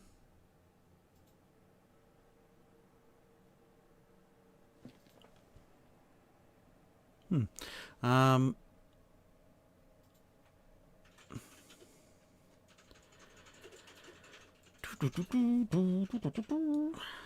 Bennett, any chance you'll stop into the San Francisco Bay Area if you end up going on the tour? Yes and no. So yes, I do have plans to visit the San Francisco Bay Area, but on the other hand, looking at my original tour schedule, which to be fair was a tour schedule from hell, I was in the San Francisco area for a day. The thing is, since then, so many people have pointed out extra things that I should go and see. And a lot of them have been, I've looked and gone, yeah, actually, I probably should while I'm there. It's just, yeah, there's so much to see in the US that I'm kind of I was initially thinking, well, now I've got a bit more time on my hands. Maybe if I extend the tour to 3 weeks, I can, do the same tour, but less hellishly, because that first tour would effectively, I think, apart from one day, involve spending every night on a plane or train and never staying in a hotel more than just once. But now with all these extra things, even if I do extend the tour to 3 weeks, I can't see any realistic way, even if I turn it into a 3-week hell tour, of seeing everything on my original tour route, which was basically going all the way down the east coast, across the south coast, and up the west coast. So I'm either going to have to start chopping things out and maybe cutting it back to my original tour schedule, which would really, really not be brilliant. Whereas if I go, okay, maybe this tour I do the East Coast and Alabama and Texas, the ships. If I do that and extend it to 3 weeks, that might be enough to fit in seeing some of the other stuff people have said I should see. But then that leaves out the West Coast, so then I'd have to do a second tour at some point to go up the West Coast and see everything that's there, and maybe go inland as well to see the various things on the Great Lakes, maybe see Haida as well in Canada.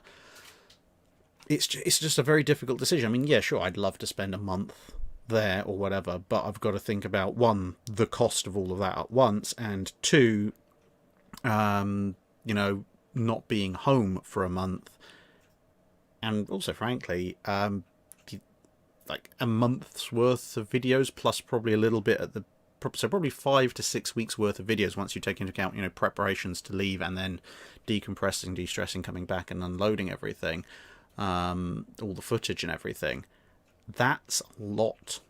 I mean, that's 18 videos I'd have to prepare ahead of time. That's a big ask. So I'd say, if possible, I will do a US tour if circumstances allow. It's just exactly what I do on that tour is still a little bit up in the air for the minute while I try and decide what I can possibly actually do. Miles McCaskill, thank you very much. Matt Clem, is the origin of the 21-gun salute generally that it was a way for a ship to show that it was disarmed while sailing into port? 21 guns... I don't necessarily know about that. I'd have to look it up, but I don't think that is the whole thing. Because, I mean, a 21-gun salute, you multiply that up, is 42 guns, and maybe add for a bow chaser or two that's mid-40s. That's a very specific ship. That's like a large fifth, small fourth rate of ship. that's not a typical ship. If it was, we're clearing our broadside to show that we, are unarmed, you would expect, if it's either a frigate, you would expect it to be maybe a 32, 36 gunner, so it would be a 16, 18 gun salute, or if it's a ship of the line, you'd be looking more like, well, depending on whether it's a third rate or a first, you'd be looking at like 36 guns or like 50 to 60 guns. Also, to be honest, you let off a broadside of guns and, well, you can reload them in 30 seconds to a minute anyway, so it doesn't really go to show all that much. So yeah, while I'd have to look into the exact details, I don't think that's... It may be symbolic, but I definitely don't think that's the whole story.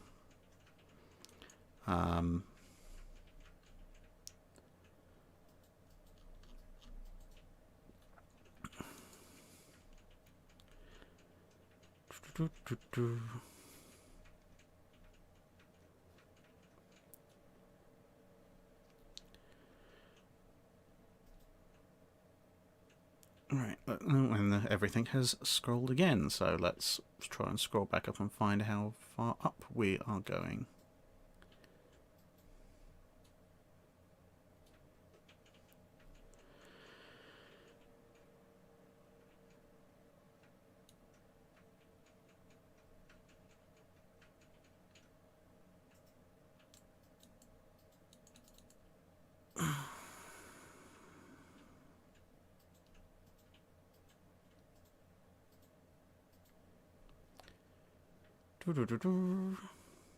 Right, Kerry Riceberg. I attempted to assemble an HMS Hood by Airfix as a child.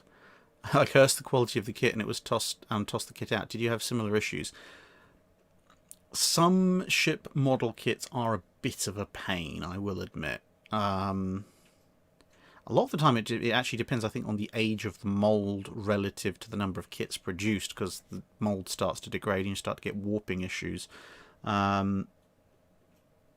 I think also, generally speaking, the faster ships like cruisers and battle cruisers tend to be more of a pain because they have a much slimmer hull form. It means it's much more difficult to get that hull together as opposed to something a little bit more stout. Like if you're trying to build a pre-dreadnought or an Age of Sail ship, the hull has a relatively short length to beam ratio, so you actually get some fairly chunky, very 3D hull halves that you can put together. That makes things a lot easier. Whereas, yeah, long, thin ships, it can be very difficult, and like the slightest misalignment on that, and it gets to be very big by the time you get to one end or the other. Battleboy, have you ever been to Patriots Point, Charleston? No, I have not. I've been to the States twice. Once I went to Florida, and the standard Disney World, Universal Studios, NASA, etc., and then to New York for a short period of time before coming back. The second time we were just in Florida because we were kids. Parents were taking us to Florida to see all the things you see in Florida. So yeah, at that point I didn't have the ability. I mean, I was only how long ago was that? I was only in my early teens, so I couldn't exactly demand they take me places considering they were paying for it all. And also my dad was just looking at me as a tiny drat going, I want to go to this. It's like, that's like 6-hour drive away, so no. Super S64, what's the dodgy looking bottle? This is a containment vessel for dihydrogen monoxide. Very dangerous stuff. It can kill you in so many ways.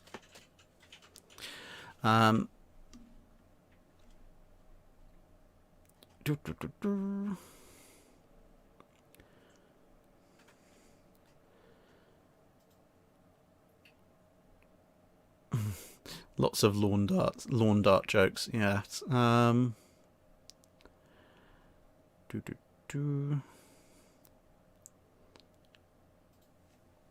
Okay, that's Code Monkey. Time delay on super chats. Basically, I'm answering them as fast as I can. I think I've got up to speed with all of them. Hellshot, are you going to visit Texas when you come over? Yes, if at all possible. Again, this is one of the things. Texas may still be in its berth. Texas may at that point be in its dry dock. I don't know. At that point.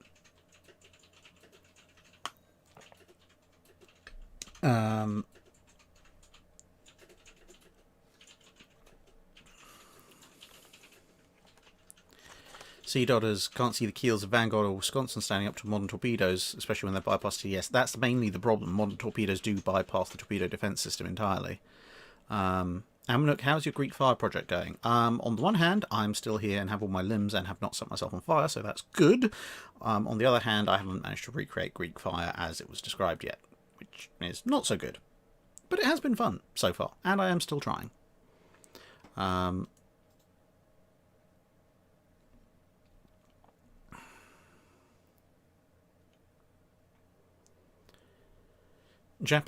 Mike Upton, Japanese seaplane cruisers worthy of a video? Yep, so the Oyodo and Agano types.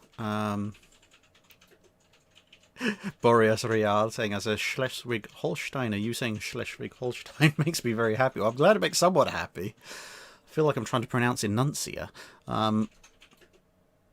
without all the cool effects. Stephen Bond, do you think the Royal Navy missed a trick in not ordering the counties with the triple turrets Vickers offered? Possibly. I can understand why they went with the duals, because remember at the time they thought the counties, they could use the 8 inches as dual purpose anti-aircraft guns, which would have been a lot harder with the triples. And I mean, a lot of heavy cruisers, now obviously there are some heavy cruisers that had more than 8 guns. In twin turrets, there's some heavy cruisers that had mixtures of twins and triples, some heavy cruisers that had triples, but for their time period in the 20s, having 8 fairly powerful 8-inch guns in 4 twins wasn't a terribly bad decision on the Royal Navy's part.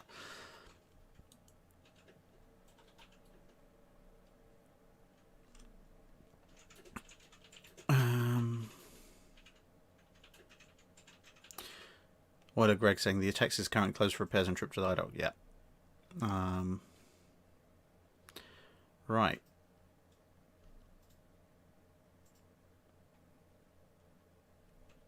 No. MD Hofstede just joined. Do you ever get a chance to read my messages to you on Discord when you messaged me about Warships 1? If it's a direct message, if I get a DM on Discord, I do generally try and reply if I can.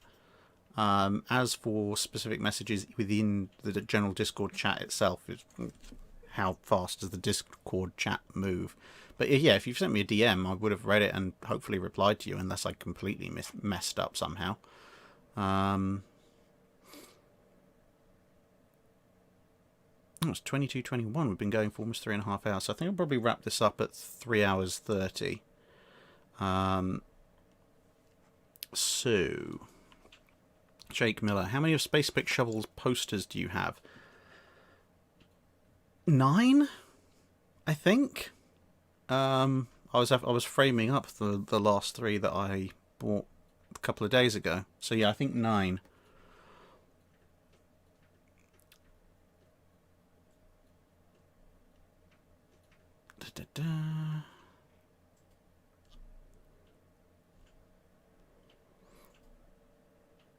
Oh, and everything just jumped again. You know what? I'm just gonna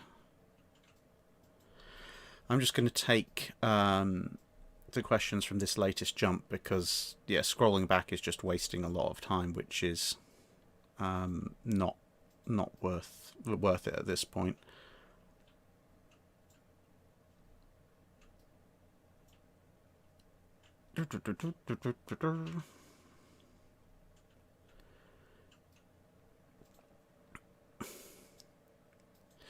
Altira Mungara, Texas in August is not really a good idea for anyone who doesn't routinely deal with hot weather. Well, I don't routinely deal with hot weather. I mean, I am based in the UK, but my half Bolivian heritage does make me deal with hot weather relatively well, which is quite fun.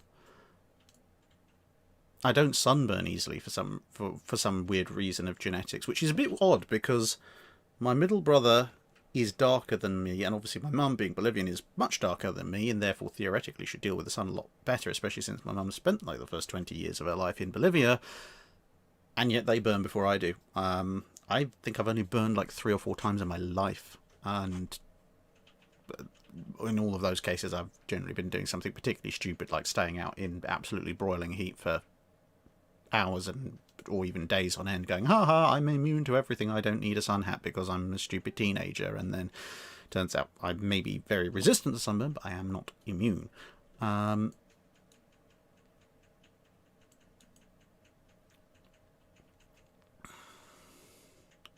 Nick Klavdianos, would you consider doing a special on the Greek Revolution? It has a surprisingly interesting naval side of things. Which Greek Revolution? Would be my first question. I mean, I did mention relatively extensively the more recent one, where the destroyer that's currently preserved alongside Averof was covered. But you're going to be a little bit more specific. There's quite a number of Greek revolutions. I think we dance, Grecian Revolution. I don't know. Old Contemptible, have warships ever been used in the 1812 Overture? I'm certain they've been used at least once. Yeah, I'm relatively certain it's been used. They've got to have done it at several points.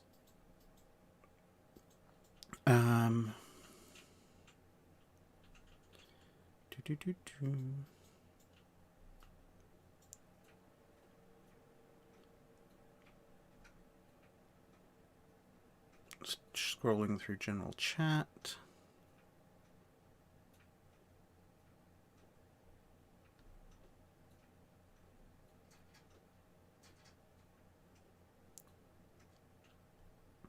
Stephen Bond, excluding RC models, has anyone tried to recreate naval battles like the Romans once did in the Colosseum? I don't think anyone's gone to the expense of building full-on, like, one-to-one scale replicas of warships and trying to refight everything. In the Victorian times, there were some rather interesting recreations of Age of Sail battles in various lakes and ponds, certainly in the UK that I know of, where they had some pretty big, I don't know exactly what the scale was, but sort of the scale of the boats was like 5-6 foot long models, which they hauled around and had little fights with. And then, of course, I mean, for some movies, they've built either very large scale models or like one-to-one replica sections of warships, which they've used in some, but I don't think that necessarily goes as far as recreating naval battles. I mean, I know health and safety has got more and more stringent over time, but I don't think at any point in the last century the idea of let's actually go and recreate a full-on naval battle for entertainment has really been a thing. I think the closest I can think of is when that movie company bought a US destroyer for the express purpose of blowing it up in a movie in the 30s.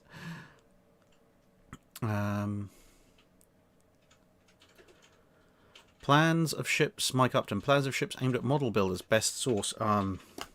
Good luck. Detailed plans worthy of model builders. They're all over the place. I've got a fair number that various people have sent me and I've collected. So if you have a particular one, just drop me a line on Discord or via email and I'll see what I can find.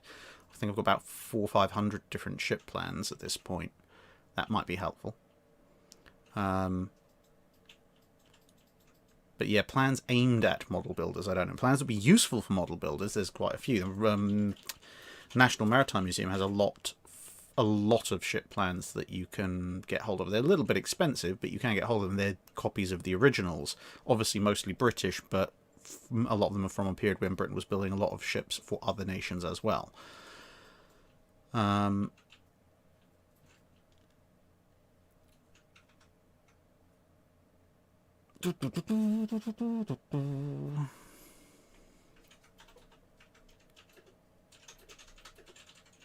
Versus such, did you meet the Florida man when you were in Florida?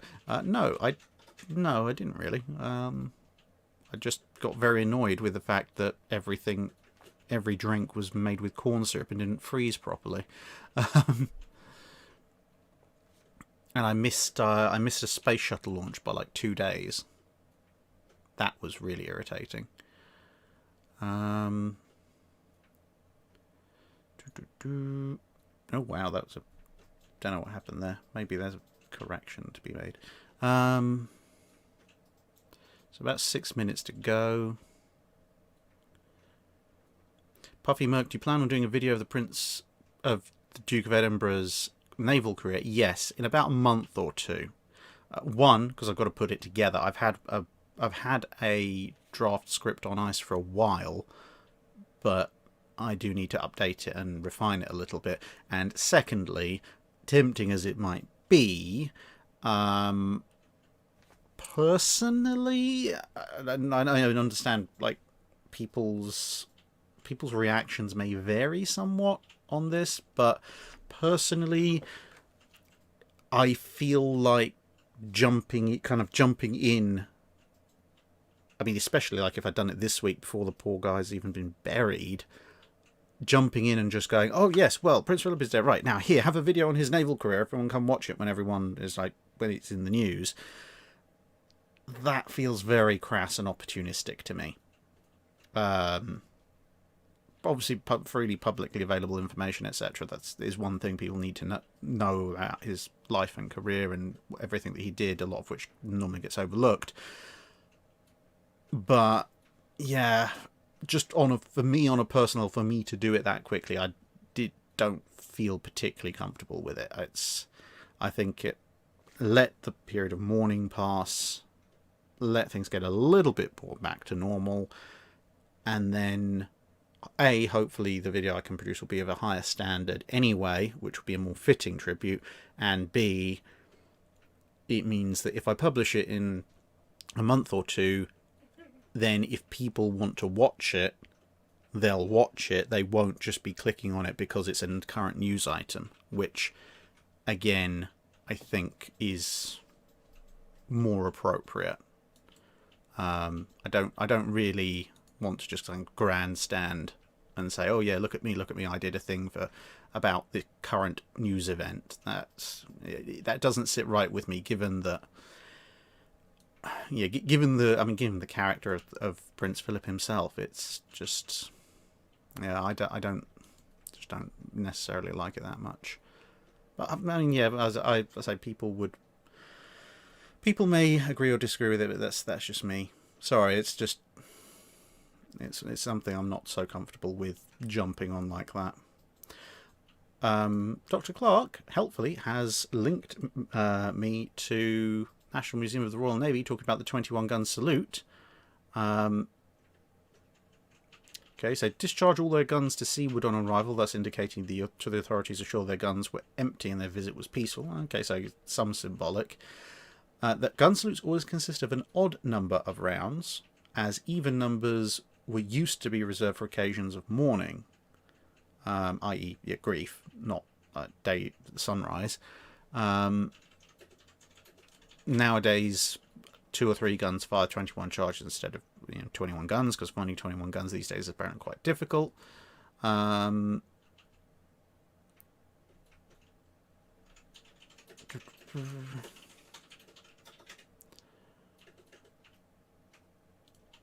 Okay, Royal and National salutes are 21 guns. The number of guns for other salutes varies from 19 to 7 and is laid down in the Queen's or King's regulations for the Royal Navy. So this is obviously the Royal Navy custom. A salute to the national flag or the flag of a foreign flag officer is returned gun for gun. A salute by one of Her Majesty's ships to the flag of a British flag officer is returned by the number of guns to which the officer initiating the salute is entitled. Although officers of the rank of captain and commander are not entitled to a gun salute on these occasions, they can receive a return salute of 7 guns. Okay, so I was a little bit wrong. It is actually, signifying peace, but yeah. So the kind of the trip up there is that they would discharge all their guns to seaward to show they're peaceful on arrival, and it's then subsequently developed into 21 as the standard. So cool. Right. Thank you very much, Dr. Clark, for clearing that up for us. Versus Arch, could you comment on using submarines as pickets instead of destroyers in the Pacific? Presumably, as you mean as radar pickets to look out for incoming aircraft. I mean, there's advantages and disadvantages to it. The submarine is obviously harder to spot and can relocate a lot more stealthily than a destroyer, so those are advantages, especially in terms of deployment forward. On the other hand, you've also got to consider that the submarine, physically, the radar can't be as high, so especially if you're looking at for the radar horizon, it can't see as far. Also, if the sub is caught on the surface, it's not going to be anywhere near as well equipped to defend itself as a destroyer. And because it's much lower, it may not be able to operate in as rough weather as destroyers. So there's advantages and disadvantages to using submarine radar pickets instead of destroyers. And when you look at the post-war modifications, when they tried to make sort of full-on radar fighter, radar-equipped pickets from subs as a full-on thing, it didn't really work out so much. I mean, to be fair, full-on picket-converted destroyers didn't work out particularly well either, because it turns out, you know, mono-use ships of that kind don't really work. But the destroyer generally, I think, does a slightly better job of being a radar picket than a sub in most cases. Redland 5, what's your opinion of Admiral Hood and where does he rank in your Age of Sail officer rankings? Depends which one. There were many Admiral Hoods. Many Admiral Hoods, including quite a few in the Age of Sail.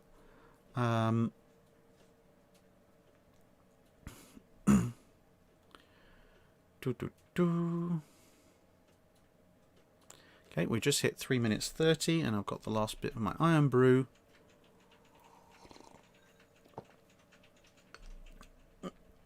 Nagato 2044, what if the Dutch Navy had Karel Doorman in the Dutch East Indies in 1940? Would the Dutch have had a better chance against the Japanese Navy? Well, that's the Dutch carrier. So if they'd had it teleported back through time with post 1945 aircraft, and yeah, sure, again, kind of like sending in a US carrier. The Japanese don't have a carrier of their own. They're going to be very vulnerable to post-1945 aircraft. Yeah, then at that point they would do much better against the Japanese Navy, although it would mostly be Karel Doorman doing the heavy lifting.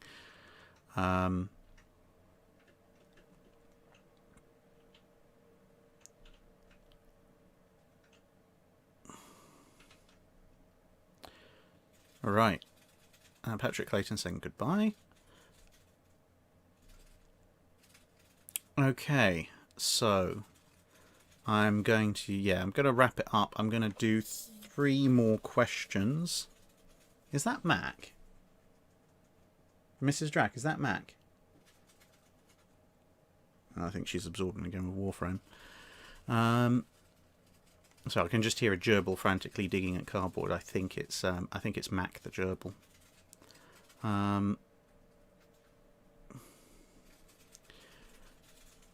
Let's double check for that. Matt Clem asks, modern sensibilities aside, can you think of any ship names that were considered highly controversial at the time they were launched? At the time they were launched...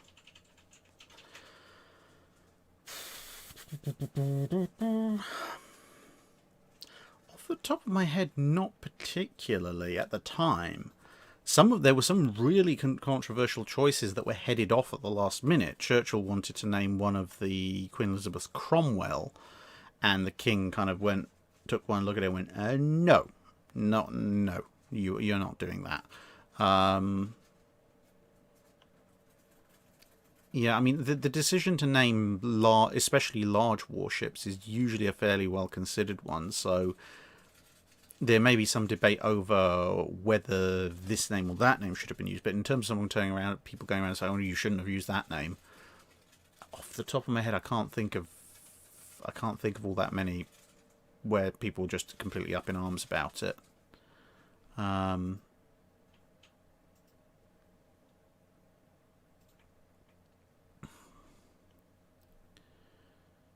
Okay. Miles McCaskill, do you think Prince of Wales would have had a higher chance of surviving if she'd been built with a turbo-electric drive? And if so, how much of a higher chance? That's a good one. Prince of Wales with a turbo-electric. To be honest, it's going to come down to whether they restart that shaft. That's the thing that does her in, really. And it's not going to matter so much whether she's got turbo-electric or steam turbines. That's still going to wreck things. So, on that basis, I don't think it's much higher chance, because once that opens the ship up, that she's gone. It's just a matter of, you know, details. But if she doesn't restart the shaft, then yes, potentially turbo-electric drive might give her a better chance, because it's much easier to redirect power. So if that shaft goes down because of the torpedo hit and they keep it off, then you can redirect some, if not all, of the power of the turbo that would have gone into that shaft to the other shafts to keep her speed up, which might then have helped her survive a bit more. So yes, but only if you change things around a little bit.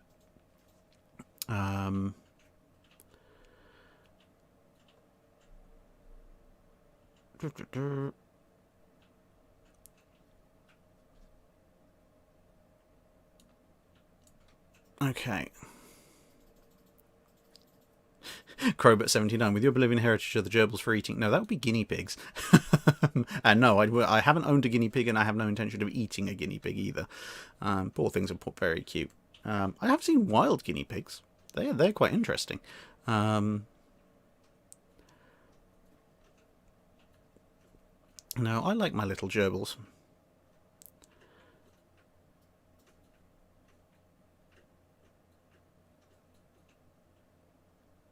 Right, okay, last question. Oh, the screen's about to turn itself off as well, so I guess this definitely will be it.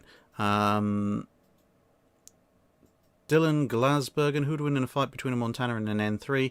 Unmodernized N3, the Montana, quite easily. Modernized N3, the Montana's still got a speed advantage. Yeah. Modernized N3, the Montana has the speed advantage. The N3 will probably have the individual hitting power advantage, but Montana's got more guns. Armor-wise, they're both fairly well protected.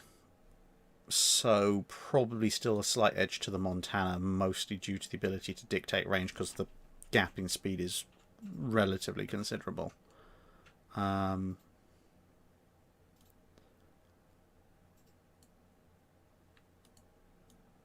Jack 3000, Hydrack, will we get any more Discord event nights on World of Warships? Yes. Yeah, in probably maybe a month or two when I can get around to organising them again.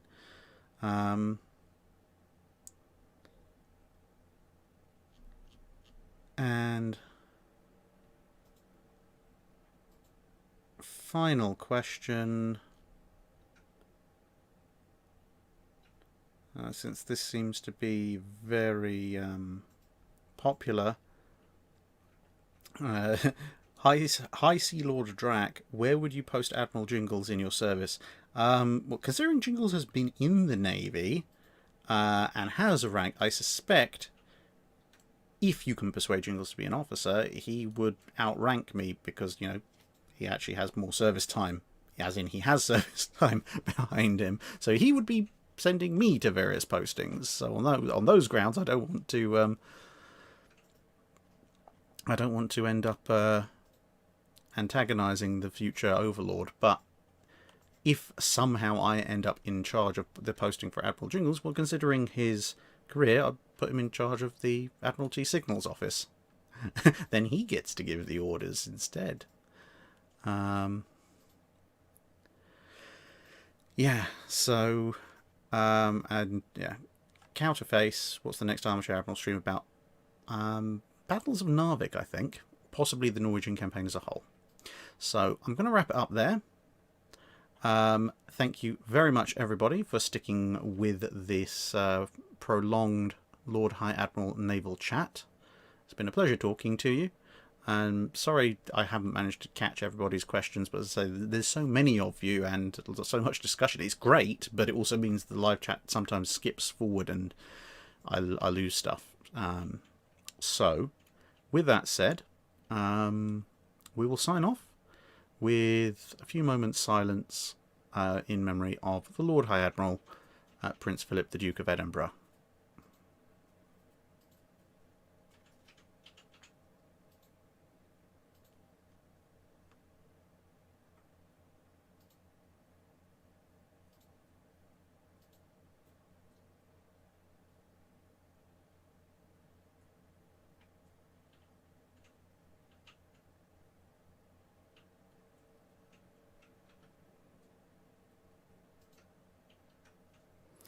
Okay, so thank you very much everyone, and see you again in another video or stream.